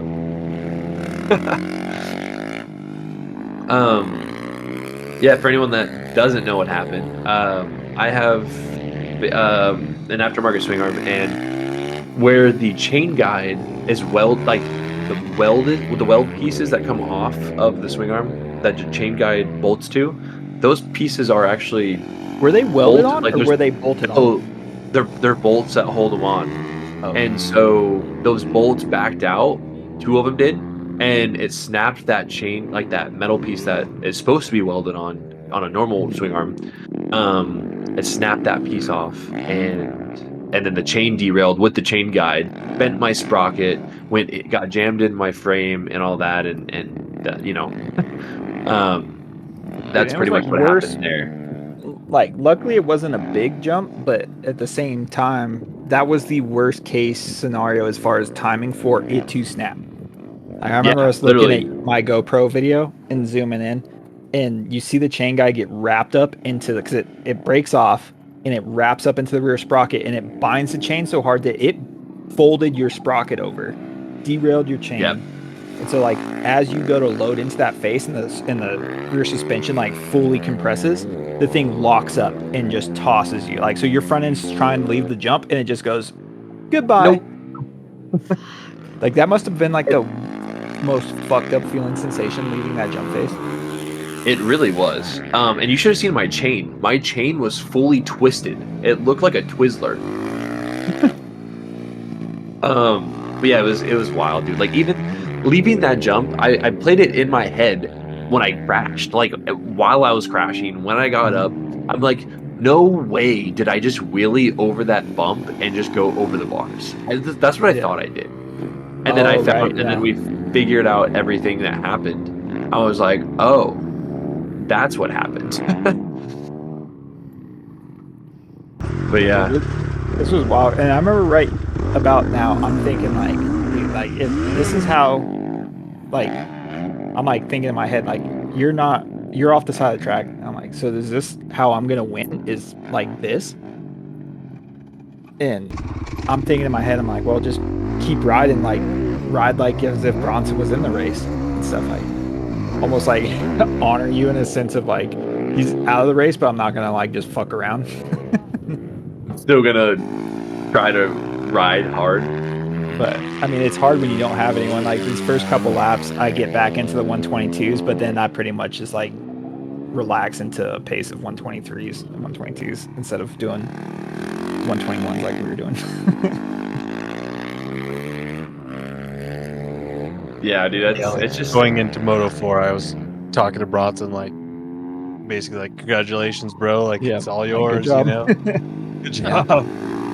Yeah, no, because it's like he needed to finish like because he got 111 and I got 222. So for me to get the tie, he had to get 5th, and it's like, who was gonna do that? You know, like how is he gonna get 5th in this field? Right. Damn, why is this the one race you finished? No, I finished He the finished last the last one too. I know, I'm just kidding. I beat Bronson Pierce too. I'm having a killer weekend, folks. The last Moto Simpy, you did 126s. This one, your fastest lap was the first lap. You did 128. Listen Listen long here, weekend. buddy. He had 7 motos prior to this one. Well, maybe like 4.5, because I don't think I finished very many pro ones. Oh man. Yeah, him and Charlie just tied for the Lights Championship with a tiebreak going to Charlie. I don't have a great track record at Tucson. But there's no lie, you were still just trying to go for the fastest lap in this last race, weren't you? I mean, I did want to get into the 120s, but it was so hard to like look, I blow the apex there, and it's just like, okay. I think it was like pretty much at this point, I'm just like, I'm still just kind of like shook, but I'm also just like, well, there's really no reason to put myself on the ground and push the pace that we were pushing either. So it's so hard mentally if you got no pressure to like find that pace, you know? Yeah, it's only because really you have to find that pace that you find that pace.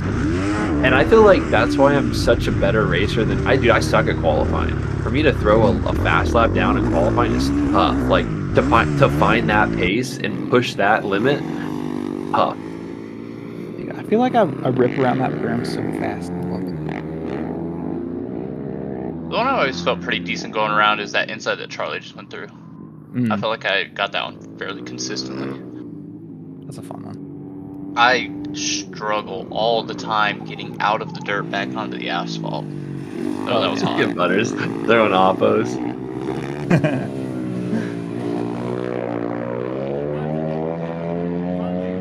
But I'm like trying to do the math in my head, and I'm like, so is this like,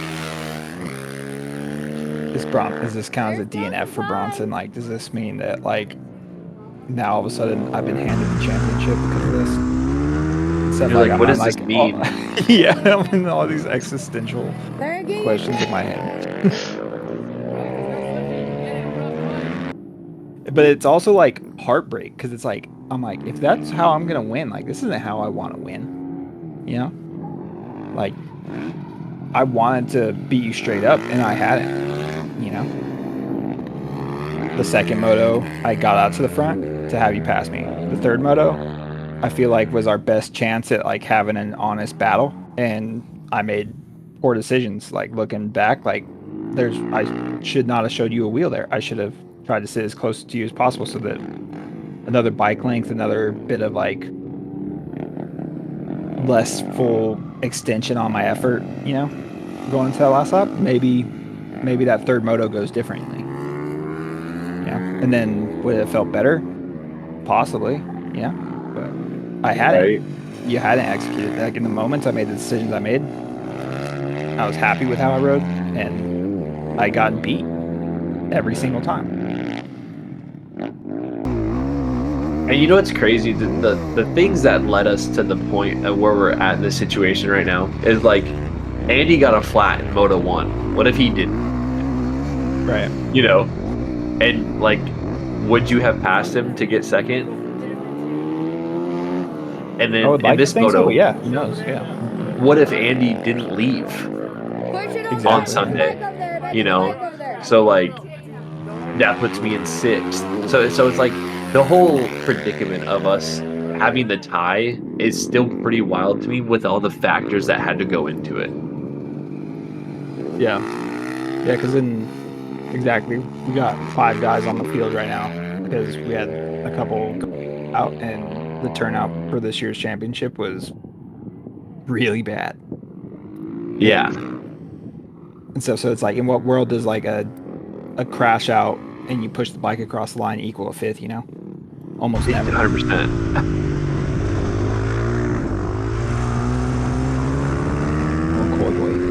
Coming up on the Colorado Supermoto Champion. I like giving Timmy V shit that Coy's #1. And I like to say he took Timmy V's #1 plate from him, but it's not true because I was the Colorado champion the year before Coy. I took it from you. Yeah. But Timmy V's like he's always going to be the people's champ in Colorado.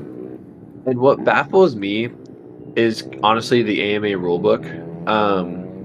In the fact that in the rulebook it states, here's the options of how to go about tiebreakers, right? Like, and there's 3 or 4 different ways of going about it, and it's like A, B, C, D, E, F. Yeah, and it's like, why is there so many options? Just okay, hey, this is how we're doing tiebreakers, and that's it. Like, what are all the options? Because there's final moto, and then there's one is wins. like overall wins. Who had more overall wins? The other one was who won in the final moto, and then let me see if I can find the rules and like just read it to you, because I remember going through it and I was like, dude, there's like 3 different like ways to do tiebreakers, and I was like, what? Yeah. Well, then it's like the AMA Pro rule books have rules where it's like defined by like whoever had more wins gets the tiebreaker. Yes. And then Supermoto falls under amateur sanctioning, which we find after this race opens up a whole nother can of worms and stuff, because AMA Pro is like a totally different company than AMA. AMA sanctions for amateur racing is done through AMA and out of Ohio, that does all like what we all know AMA to be. But then Daytona Motorsports Group, DMG, owns AMA Pro Racing. So the AMA is a sanctioning body, but it's like a different company entirely that runs the pro racing, which is supercross, motocross, road race, flat track. And part of it's gnarly. Like, I remember I turned pro back in 07, and it was still AMA Pro for Supermoto back then. But the pro promoting group is a very heavy cost to have them as the sanctioning body for a weekend. For AMA Supermoto to have amateur sanctioning, it costs the promoter about $1,000 to have the sanctioning for the weekend and stuff, and that comes with like, you can use their insurance or go with your own, but like just different things that the AMA provides. Pro sanctioning is about a $20,000 cost and stuff, and so like when you have a small series like this, it's just unattainable to pay that much to a promoter group. You wonder why Daytona Motorsports Group, why they don't just put on an AMA Pro Racing Supermoto series themselves. You know, they want someone else to do it, pay them the money. Yeah, for the rights. Because I mean, that's what DMG does. Is they just collect the money. Like Feld runs Supercross, MX Sports runs motocross, American flat track. Yeah. Okay, so I found the rules. So look, it says here is the recommended tie-break procedures. And it says A, the rider who has the most first place, second place, third place finishes will be the winner. So basically, if me and Butterman, if we're both tied on wins, well then who has most seconds? And if we're still tied, and if we both have seconds, exactly. B, if the tie still exists, the points accumulated in the events previously not counted will determine the winner. Which I don't. That's what I'm wondering. If the tie still exists, the points accumulated in the events previously not counted will determine. That doesn't even make sense to me. Well, it's kind of Then here- NA for this situation because there weren't any There previous. are no events, exactly. Yeah. So C is if the tie still exists, the rider who had the better score when competing against the other tied riders will be the winner. Also NA. Kind of, yeah. And then so if the tie here's D, if the tie still exists and the riders did not compete against one another, the rider who competed against the most entries in the class of all accumulated events will determine the winner. In A. E, if the tie still exists and the riders competed against the same number of riders in the series, the rider competing against the most entries in a single event, blah, blah, blah. Here's F. If the tie is in overall and the riders did not compete against each other, both riders will be awarded the same position. And here's G.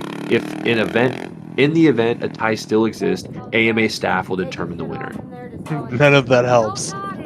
None of that helps. Literally. And what pisses me off about it, it says recommended tiebreaker. It's like, why is it recommended? Why is that not just it's a rule book? A rule.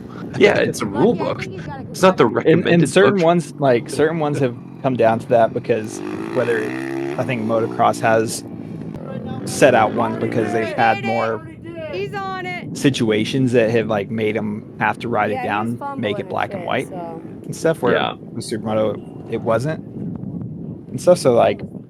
After this race, we go into the pits, and I'm kind of like, wow, that's not the way I want to win now. No, fuck. What happened? It's like, dude, he fucking endoed. Dude, his fucking chain. He died in front of me. I don't know if it happened after the endo or before to cause the endo. Oh, fuck. I don't know. Damn. You gonna get that or what?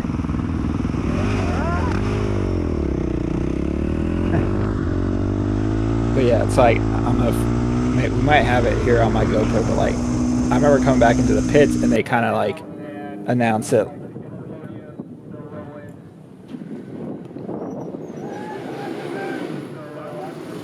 You kind of hear Alex talking. Butters the gentleman doesn't even do a victory lap.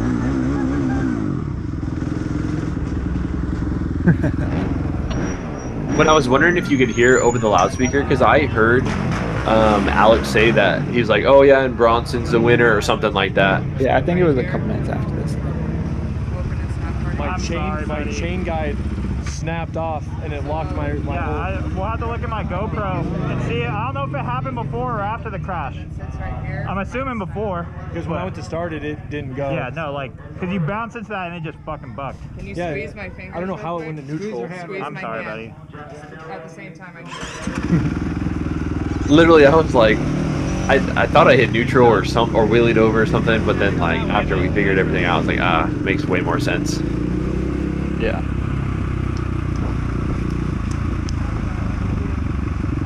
Yeah, and like, cause like going into this, like, we come back and it's just like, this is wild.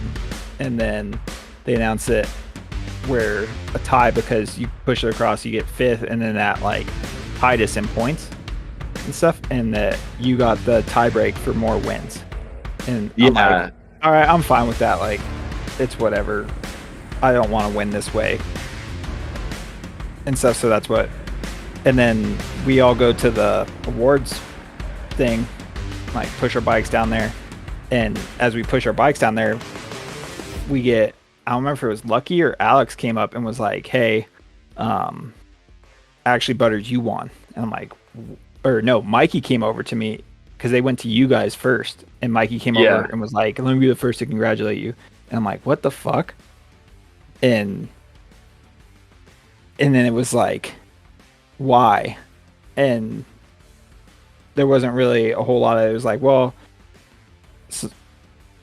what'd they tell us? Someone called and protested and said that that Bronson's a DNF, like he shouldn't get points for finishing because he like pushed the bike cross track, didn't finish the complete lap.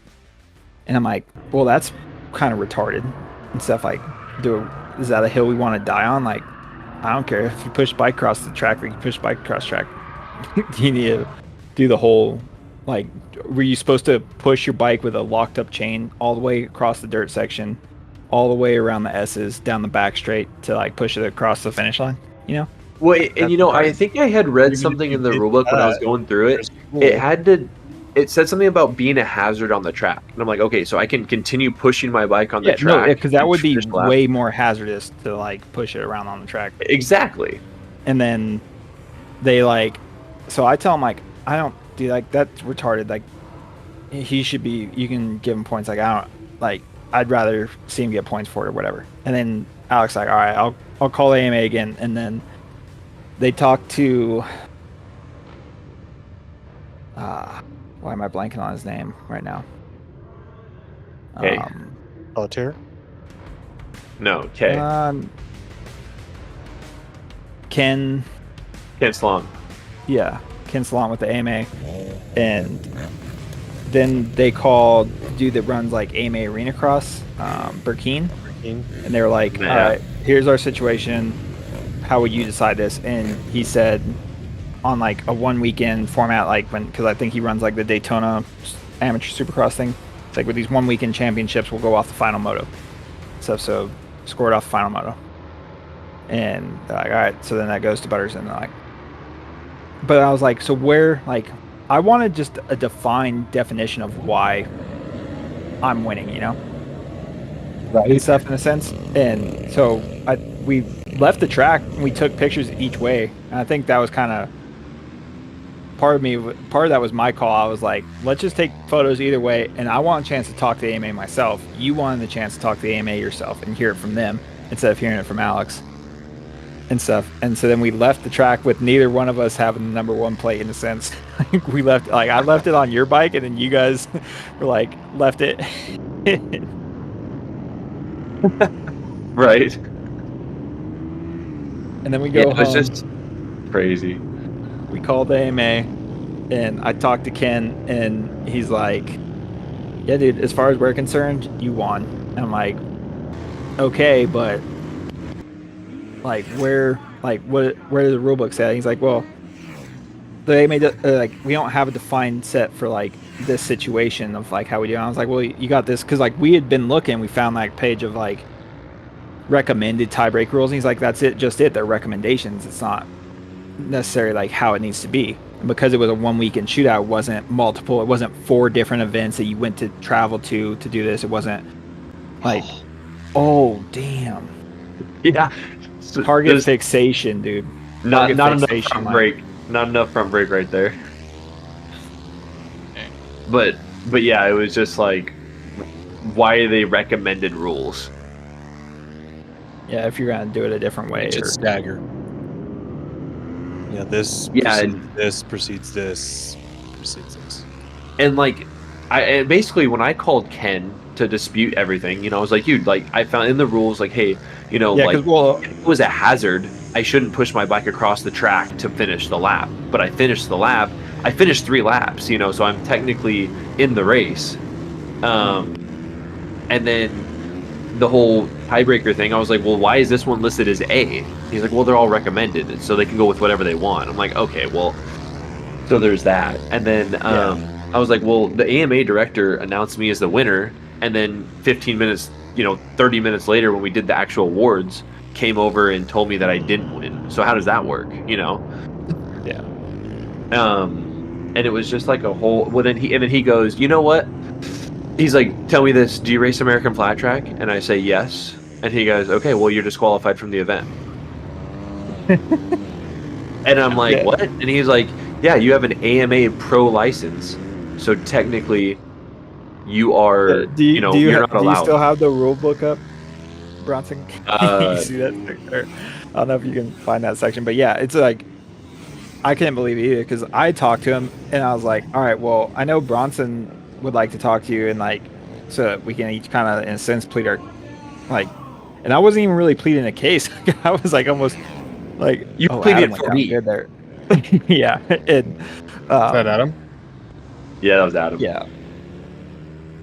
And so he's like, all right, well, Bronson can call me, but I'm going to tell him the same thing I'm telling you.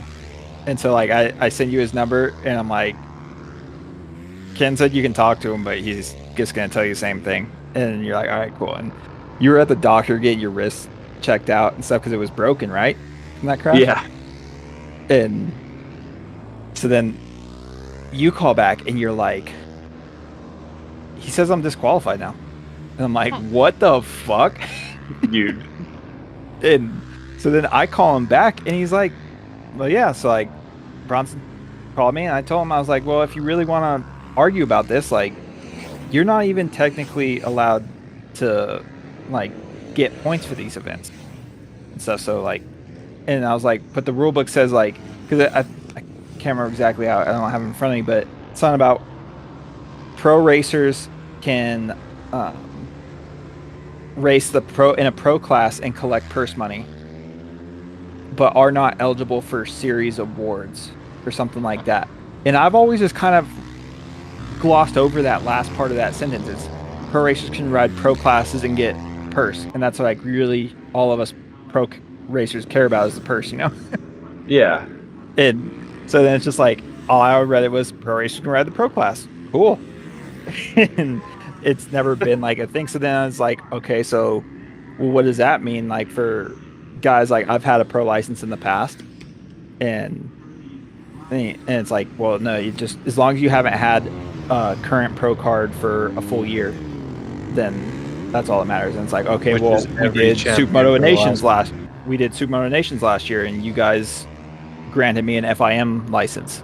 Does that disqualify me? Because I held an AMA, and they're like, no, we issued that license to you. That doesn't matter. I'm like, so what about a world championship license? Like, yeah, okay. So then you're like thinking, well, when Hallbacher came and raced and won, so like technically he wasn't supposed to win. And I was like, well, you go through this, like Gage McAllister, he was racing Moto America those years that he was winning. American Flat Track. And Chris Fillmore, I mean, Fillmore probably didn't have he might have been all right because he probably hadn't had a pro He didn't card have in an a couple AMA years Pro license in a while. and stuff. But then, but like almost, you just go back down the list of the last 10 years, and you're gonna say like almost all those were illegal championships that we just like no one. Have to I mean, I've seen that. basically. I've read the rule book plenty of times and stuff, and I've never really picked up on that sentence of like saying in the pro class, say if you have that pro racers are not eligible Here, for. You want me to read it? Yeah, I got it. So it says riders who have previously held a pro license from an FIM or AMA recognized motorcycle racing sanctioning body are eligible to compete in amateur competition and are eligible for the cash awards purse from the event, but not eligible for district points. Pro riders are not eligible for any factory contingency awards for the event unless otherwise stated in the contingency program guidelines for the rules. Yeah, I've always just read that as we can compete. Well, and I don't get it when he was saying like, you know, the FIM license. I was like, it says right here, FIM or AMA recognized motorcycle racing events, and I'm like, so someone like you brought up the FIM license to him, and he's like, oh no, we issued that. I'm like, he still has an FIM license, and in the rule book it says FIM, so I don't understand what that means. Well, because like he was saying for me, mine was like a one race thing, and it was 4 nations, so they wouldn't look at it the same way as if I had been racing the full series. Which makes sense. But you know, and I really roughly understand, but it's like it's semantics in a sense too. Yeah, but what was really funny to me when he said that I have an AMA Pro Racing license for American Flat Track, he said, "You guys are the best in the world." One's the one that disqualified. Yeah, the flat track one, not even the F. Yeah, what? But he goes, "You guys are the best riders in the world. You have an AMA Pro license. You're the best riders in the world." And I'm like, it's funny that you say best riders in the world because Lucas Holbacher is one of the best riders in the world with Mark Schmidt, you know. And he came over here and won the championship.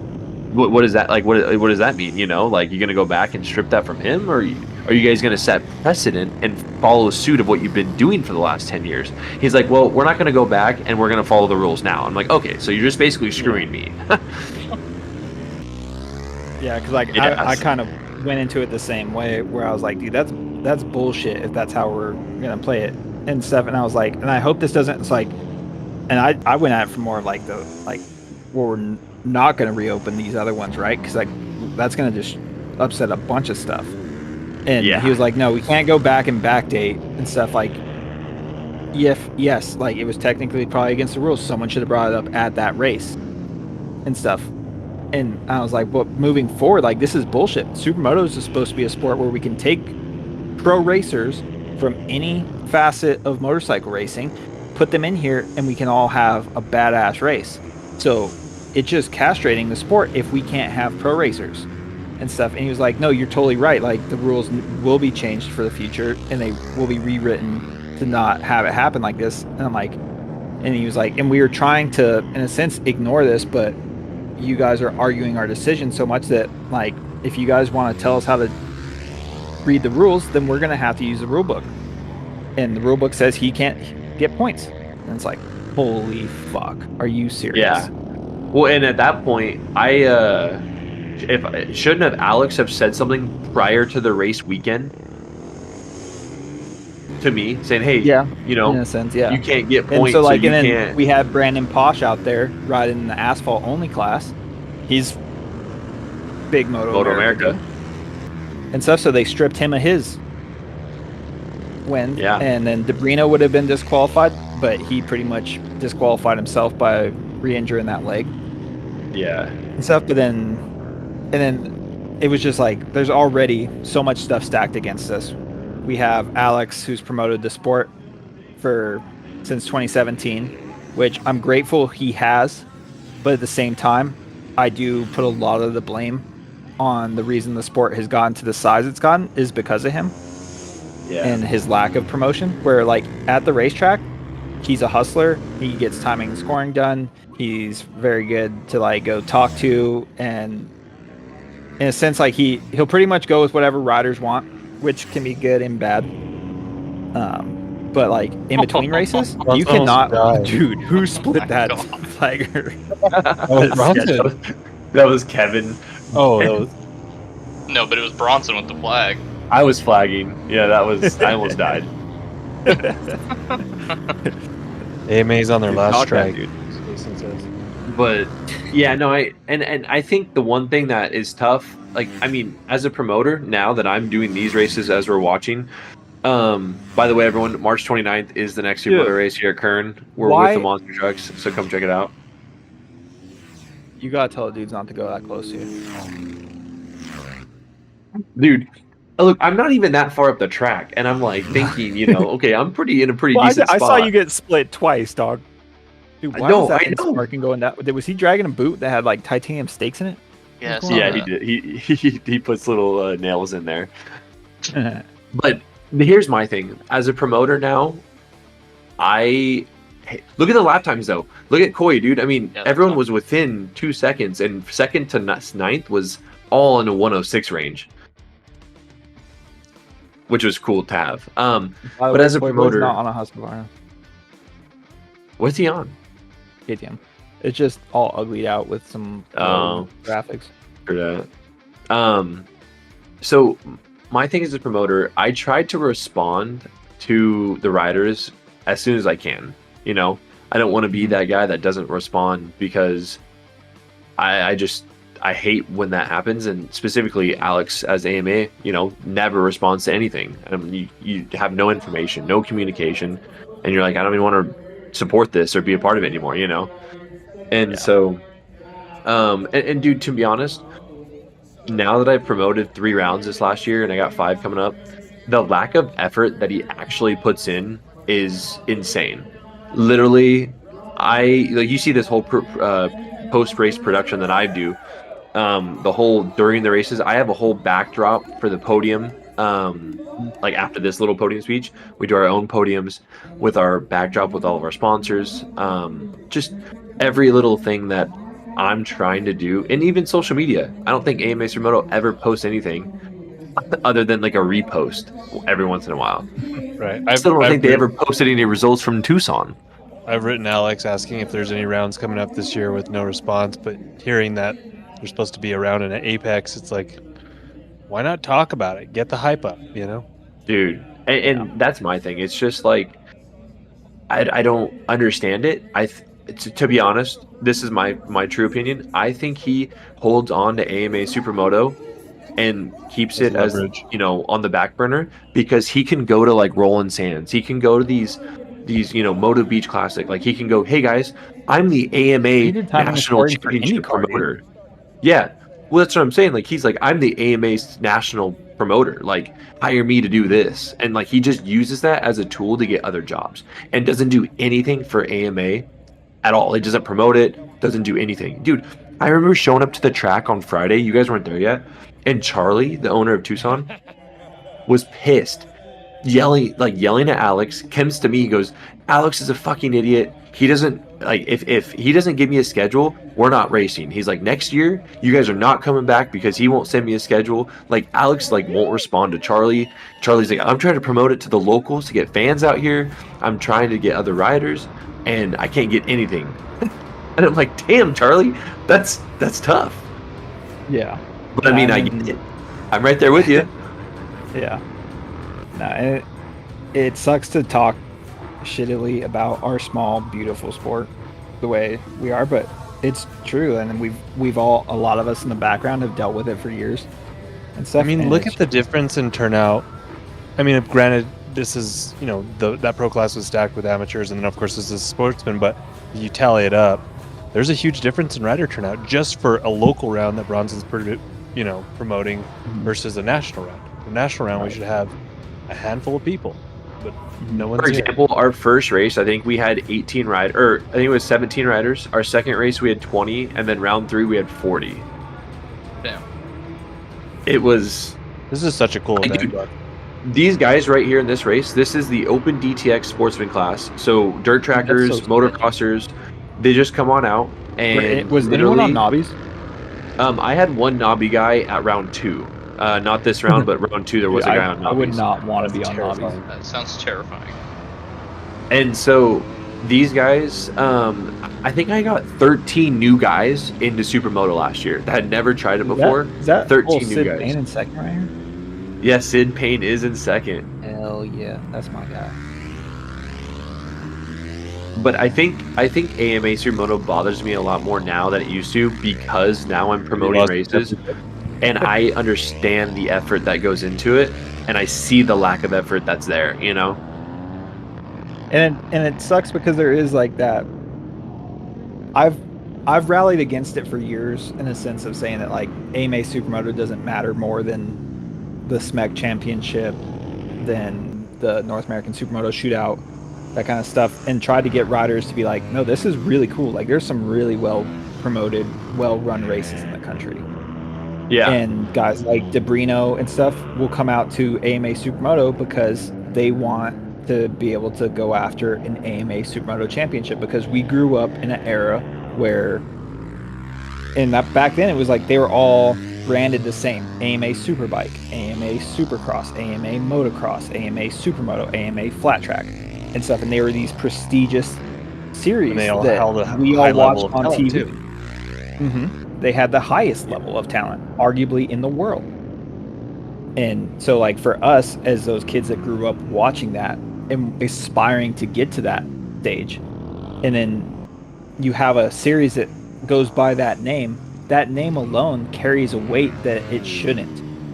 And it's sad. It really that, like, does. And that's what Bronson's saying with, like, where Alex is able to go and say, well, I promote AMA Supermoto, and if they don't look, if they're not in it, they don't know how it's been mishandled, whatever it is. And at this point, like, it's hard to, there's not much there. There's not a whole lot of support to be garnered and stuff. Like, who's going to pick up the pieces, you know? And the whole thing is, too, dude, like, AMA, like, you want to win that, like you said, you want to win that championship. And in Europe, those guys see AMA as huge. They're like, they see it how we see it. AMA, oh my gosh, AMA, you know? Yeah. And it's just like, the stuff that could be doing, like, this is what also kind of really pissed me off. I talked to Bridgestone, because I don't know if anyone knows this, but at my race here, also, AMA didn't have a purse in Tucson. I have a $1,500 pro purse at every single round this year. I have Bridgestone on board. They're paying contingency for the top 5 of pro and amateur class at all of our rounds. I have Phoenix Handlebars on board. They're doing contingency for top 3 of every class. But just things like that, you know. Bridgestone told me that they called Alex and said, hey, we would love to do contingency again. And they said they never heard back. And then they just kind of gave up on it because they never heard back. Yeah. And I'm like, And that's the type of promoter that he is, that he doesn't want to give back to the riders in any sort of way. Like contingency. It's nothing out of his pocket, but like he just doesn't want to do it. He didn't want to do the paperwork. Yeah. No, it's hard. I mean, I know Charlie's had huge problems with him in the past with Honda contingency and it not getting submitted. I've always kind of been on like a year or two old KTM to even claim the contingency, so I haven't had to worry about that stuff. And even going into this race, I had texted Alex, hey, are we running both directions like you have on the schedule? I hope so. No reply. Are we doing a purse? Is it the same as last year? Or what is it? No reply. And then there was no purse posted on the internet, so I was like, okay. And the last few years, he's had purses, and he hasn't. I haven't got paid a purse from Alex since 2021, maybe. No, 2020 probably. So for 4 years, I haven't got a purse. I've just come to not expect to get paid from him. And I got a text around New Year's, a couple months after this event, saying, I'm waiting on Charlie to pay me, to pay you guys the purse. Like the track owner is supposed to pay Alex to come promote and stuff, which is usually the other way around. Usually, unless you're a super huge thing, the venues aren't paying you to come. And stuff like if a venue's paying you to come, that means like you're attracting enough spectators to where they can make back that money, you know? Usually for a club level race series, you're having to rent the track, which costs money, which I understand. Like I understand that what Alex has done has cost him a lot of money. And the argument on the other side, like you're saying, is, well, then promote it better. So when he took over the series was in a place where it had been back on TV, the grids were full, they had 3-year contracts with the tracks where they were getting paid decent money to show up to venues. It was most of the time around 30 grand. 10 grand was separated for the pro purse by itself. And then since Alex took over, the purse has dwindled down to a $2,500 purse. If you split that between two classes, if it gets paid, that means the winner of the 450 Premier class gets $500. Which, if you're thinking that this is the best of the best and you can't even make your gas money to travel there, that's crazy. Right? And I'm a local series, and I'm paying more than that. I think I'm paying $600 to win this year. Yeah, that's awesome. Well, and it's like, and another thing that none of us knew, AMA Supermoto. National Supermoto is like you said, amateur series earlier, but none of us knew that. We always thought AMA National Supermoto was the best of the best supermoto riders in the world. Like, not world, but, you know, racers in America. And we brought world level talent here to compete against us. I mean, I've known for years since it got rebranded in 2014 as AMA Supermoto, because when I turned pro and got the last few years of the real AMA Supermoto from 07 to 09, and the last 2 years that were a bit rough because that was when the 2008 housing crisis and the whole economy crashed. And DMG had just bought out AMA Pro Racing, and so they kind of like landed with all these, and they really only cared about motocross, supercross, and kind of a little bit of road race at that point. But it was, even road race was kind of in the decline. You had those glory years of like Matt Mladen and Ben Spies and stuff, and road race had kind of fallen off by that point a little bit. The factories were starting to get annoyed at some of the ways it was handled. So when it got, Matt Stewart was running it in 2013, and going into 2014, he talked to the AMA, and they were like, we'd love to see someone do a Supermoto series again. And Matt's like, well, I can't. The pro sanctioning costs way too much. Like, we don't have enough. And I'd rather put that, if sponsors are putting this type of money into the series, that needs to go into the venues and the racers. Yeah, because what is AMA Pro Racing? What's paying them that money? What's that going to do for the series? You know? Yeah, unless it's super big and you need AMA semi with 10 employees going to make sure everyone has their hard cards and conduct sound tests and pull your radiator fluid to make sure it's tech, like, because that's how it was when I first turned pro. Like, you had to have, they were pulling your antifreeze, sound tech. My dad had to have a pit shirt with Yamaha, or like I was riding Yamahas at that point. Whatever your bike brand you were riding had to be on it. The racer's name and number had to be on the pit equipment, or else you weren't allowed in the pit area, like, or in the mechanics area. And they brought the live timing and stuff. So like there's benefits to having that pro sanctioning in a sense. Like they bring in once stuff you got that big is enough, though. of value, but it's not stuff that you can't do at a smaller scale at still the same quality. Yeah, so I think that's where Charlie's Supermoto always went had that way. intentions to do stuff like that, and then how is that possible? You know, and like you said, Matt wanted to put that extra 20 grand towards, paying purse money or paying, whatever it was to make the series look better and for riders to show up because there's money involved. And honestly, those years where it regrew from like 14 to 16, Joe Agley was a big part in that. He sank so much money into the series to help it grow, where he was, whether it was just reaching out to racers, Matt and him were really good about just reaching out to guys and be like, hey dude, are you coming to the next race? Oh, you're not. What would help you if I covered your gas money? Would that help you if I gave you free entry? Would that help you? And stuff. And like guys that were put in the effort and show up to the races, they would help out more.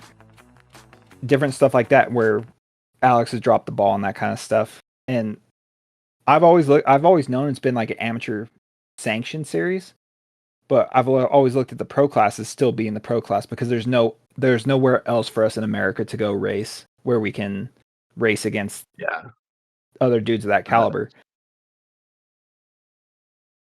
No, I agree. Yep. It's just tough on the situation on, where it's at and what it's in. And I mean, that's exactly why I started my own series, on the promoting side of things, to kind of bring at least something to California, Central California, some type of supermoto. Because I do think that supermoto needs to start out more on a local level and bring those. Because I talked to so many guys. I was like, "Oh, you guys coming to the AMA Nationals?" And they're like, "No, it's dude, that's the AMA Nationals." They all have this perception that it's pro stuff, not amateur, and so no, they wouldn't show up. And I'm so getting people to a local level event to see where they are at, and then like moving forward, into the AMA stuff. Like Adam Cooper and his son. I feel like I got them. They're racing the local stuff, and then like they went to AMA Supermoto on the bigger scale. Because they went to maybe NAS because too, and he pulled a second in both events. He traveled, and I think you're right in that a lot of people, they don't know because maybe the info's not out there, or sometimes it's just, there was a lot of people last year that even with NAS, they thought, oh, you had to be like one of the top qualifiers at a qualifier to even go, when it was like, you pretty much got to be top 17, I think, to get an invite to NAS. Yeah. And most classes aren't even going to have that many dudes. So you're going to go. And then that race is the coolest race we have for Supermoto in the country. And you got races for every different class. You got kids, you got women's, you got pro, you got 250 pro, you got asphalt only, you got vet classes. You have it all. There's something for everyone. Yeah. So there still is cool racing, and I do think, like, you're right in the aspect of, you can't have a good pro series unless you have a bunch of smaller clubs that help feed faster riders into the pro series and stuff. And then you're going to always have guys that just aren't travelers, is something I've come to realize. You're going to have guys that they have all the want in the world, but unless someone's fully paying their way and they're getting everything handed to them, they just won't do it, or they can't afford it. And so like, you lose out on some of that stuff. And so the bigger the stuff gets, the more you get to include people that you wouldn't all likely see if they have to put out their own money to do it. Yep. And so the economy's hard right now too on everybody. So that is another reason I think racing suffered last year. Well, and I think, like, dude, like, as a promoter, I like kind of what Matt did. I'm in people's DMs all the time, dude. Like, you guys got it today. I shot all three of you a text, like, hey, what's it gonna take to get you guys out here, Butters? I'll give you a bike, like, I'll give you guys like whatever it needs. And so, like, I'm trying to do that as well, and with flat trackers and other supermoto guys or motocross guys, just like messaging them like, hey, here's the flyer here, like what's it going to take to get out here, what do you need, because I just want to grow. Dude, once people do it, they have a blast and they love it, then they're hooked, and it's like, okay, cool. And That's all I need. That's how we got Johnny and Stimpy. See? Yeah, appreciate that one. So are you guys going to have a tiebreaker? Yeah, Johnny wants us to do a tiebreaker on MX bikes. On his, Tucson. he drone scanned Tucson during the event, so we have a scan of the track. I don't know if we got it tonight, Johnny, but we probably should do it. It'd be funny to do a video where it just be like we do a couple motos on that. Let's do it. I got a lobby up. We can knock it out 5 minutes. Dude, this guy was on it. He's had the lobby up for an hour. I don't know. I heard Simpy had he didn't want to go past 10 p.m. tonight. Okay. Yeah. I could be up real early. But I do think I got some things that I know NAS is the event to go to for Supermoto. If it's going to be a national at all, like go to NAS, everybody, because what Jay's doing is awesome, and the event is very well promoted and like handled throughout the weekend. The one thing that I do think Jay could do really good is if he had a list prior, like, so there's what four different or five I different believe series. 6 or yeah. There's a handful of SMEC races, so yeah, but there's he should have a list of who qualified and with their names on the list in that class, and then blast that right after the race. And then, the next race, add the next names. And that way, like, people can physically see their names on like a list. Because I did have a couple, like John Lyles, he's like, hey man, I was at the Roseville race, and I think he's like, I made the main from the LCQ. He's like, I don't even know if I qualified for that. But he was kind of like in the B main. Yeah, he won the B main and then made it to the A main. Yeah. But he was like, I don't even know if I qualified, Yeah. and that, like, that race was hard. Point. We kind of dropped the ball because Jay didn't get to go to that race. It was so hot that I had a plan to like go up during the riders meeting and like be like, hey, here's some extra details on this, and just never. We were all dying of heat out there that we were just all trying to stay cool. But this year, I think Jay's trying to go to all the qualifiers himself to make sure that he can get info out there for racers. Cool, and that's awesome. Most of the qualifiers are already posted. Times and dates. We already know when NAS is. It's September 26th through the 28th at Amarillo Kart Complex in Amarillo, Texas, which if you guys look up that track on like Google Earth or maps or whatever, sick. It looks super sweet. And the tracks, from what I've heard, is super open to them building dirt sections pretty much wherever they feel like they want to.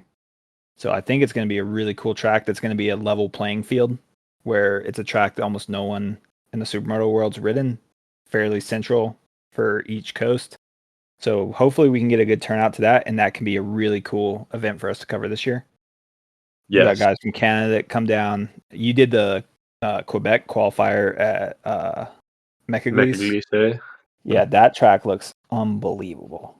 That would be unreal. Super cool to get up there. Like Cascadia, Washington has their qualifier May 18th.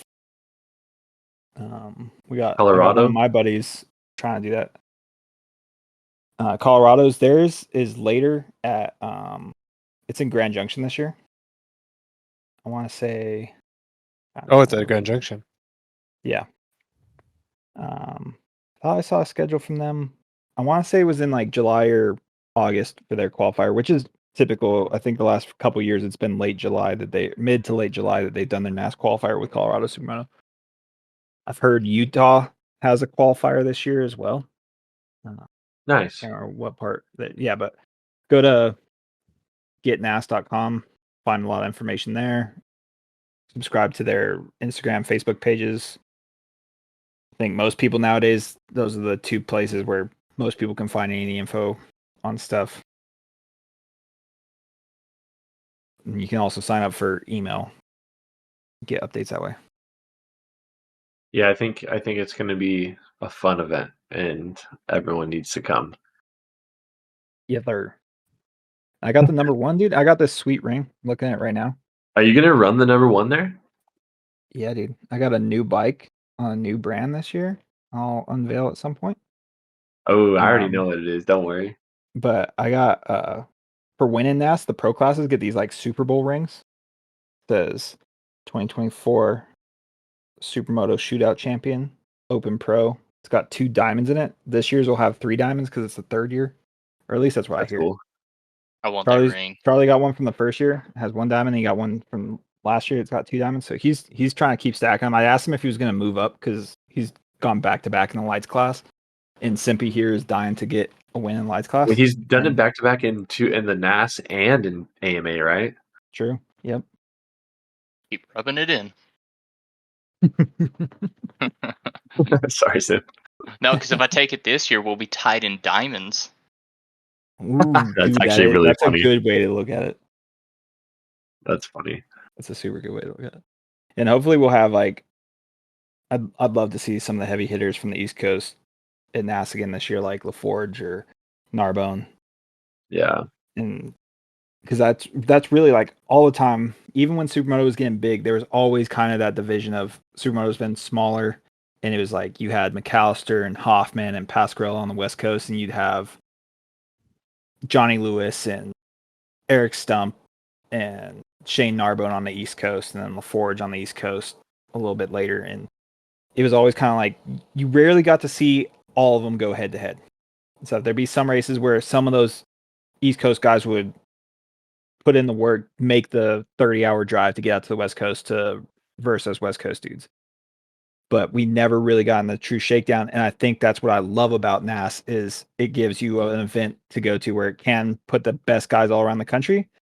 And again, I want to emphasize it's not just the best guys, it's everyone. Everyone can go to this event. There's almost no excuse for you to not show up to this event. It's designed to where you do a qualifier, and it pretty much means go support your local or closest supermoto scene, get a little bit of practice, go to this shootout, and have a badass time. That's what. And if you can't make it, you can always reach out to the promoter and they do get golden tickets. Golden tickets. Yeah, you can send in a submission of why you would like to be there and argue your case for why maybe you couldn't make a qualifier, you didn't have one close to you, your bike was broken, injuries, you woke up with a tummy ache. I don't know, you know. Simpy had egg bites that morning. Wheelied your bike over, can't get it fixed in time for the race. Pretty much on a no wheelie, no egg bite program. But no, yeah, I think NAS is in a good spot with what he's doing, and I think this year is going to be good. I'm going to try to get my riders to go out there, promote it to my riders. Yeah.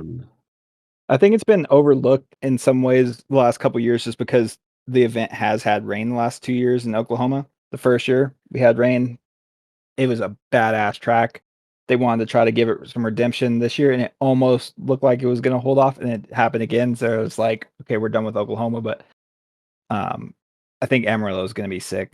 And typically it's a drier climate like we have in New Mexico. I'm not bummed on it. It's like a 4-hour drive for me to get to this track. Which is not bad. Not bad at all. No, I'm excited for it, man. I'm excited to actually make it this year. Yep. I know that I was just in Italy 2 years ago, and then last year I was going to Belgium like that weekend or the next weekend or something, and I was like, yeah. But I'm making NAS next year, 100%. So, yeah. No, it's good. Yeah, well, we're gonna do what we can. I'm gonna do what I can on my side of things to try to get Supermoto rolling again, and at least on the local side. And I have some thoughts on maybe one or two big events that would be kind of cool to try to pull off. Not like a necessarily national or anything, but like something kind of like I was talking to, like, this is like super just an idea, but you guys know the AIM Expo, like the biggest motorcycle expo in Vegas. Like, it would be kind of a cool deal just to have an exhibition supermoto event out like in front of the entire motorcycle community, that's there. I know Jay's wanted to do an event in Vegas for years, and he goes to the AIM Expo and has booths for SMEC and NAS. And see, that's something that we he's could able to almost like talk to workshop Jay. around with the other motorcycle industry companies and that kind of stuff. Yeah, no, that would be awesome to talk to Jay about. So you've talked to the AMA Expo guys already? No, like I said, this is just an idea that I've had because it just happened. And I was like, dude, that's a big expo, and Supermoto is super cool because we can race anywhere. Well, they That's used to have the that cool one thing. in Italy during the EICMA. The EICMA. Yeah, and that one looked badass. But those dudes had to ride part of a supercross track. Yeah, it was gnarly. It was awesome looking though. Yeah. Well, this year they had a flat track event. Gate. I know, right? But no, I think Jay already goes to that, so like that could make things way easier if Jay wanted. Like I would love to work with Jay on something like that, or he might have the connections to be able to put something together for it. Like I think that'd be a really cool event. Interesting to see what the cost would be in that, because I know those going just for the companies to go to those type of events is not cheap.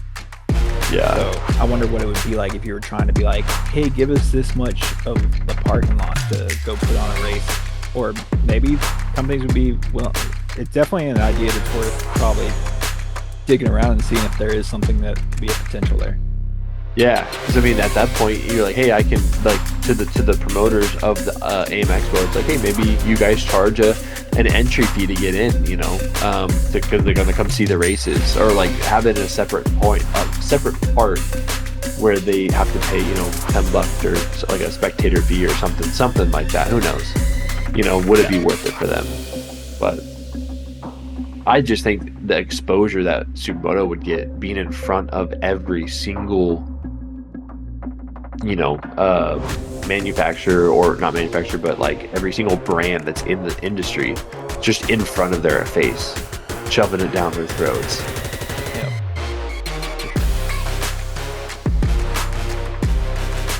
Yeah, dudes, I think that's it, man. Oh yeah, Rob, thanks for coming on. Yeah, appreciate you guys having me. Always a good time. I've been dreading doing this one just because of the drama that surrounded it, but Supermoto always is a good time. So yeah, it's hard for us to, all four of us, to get together and chat and not have a good time, especially talking about Supermoto. Thanks, man. Catch you later, everybody. Thanks, Simpy. Get out of here, Craig. Fuck you, Craig. Hit Craig.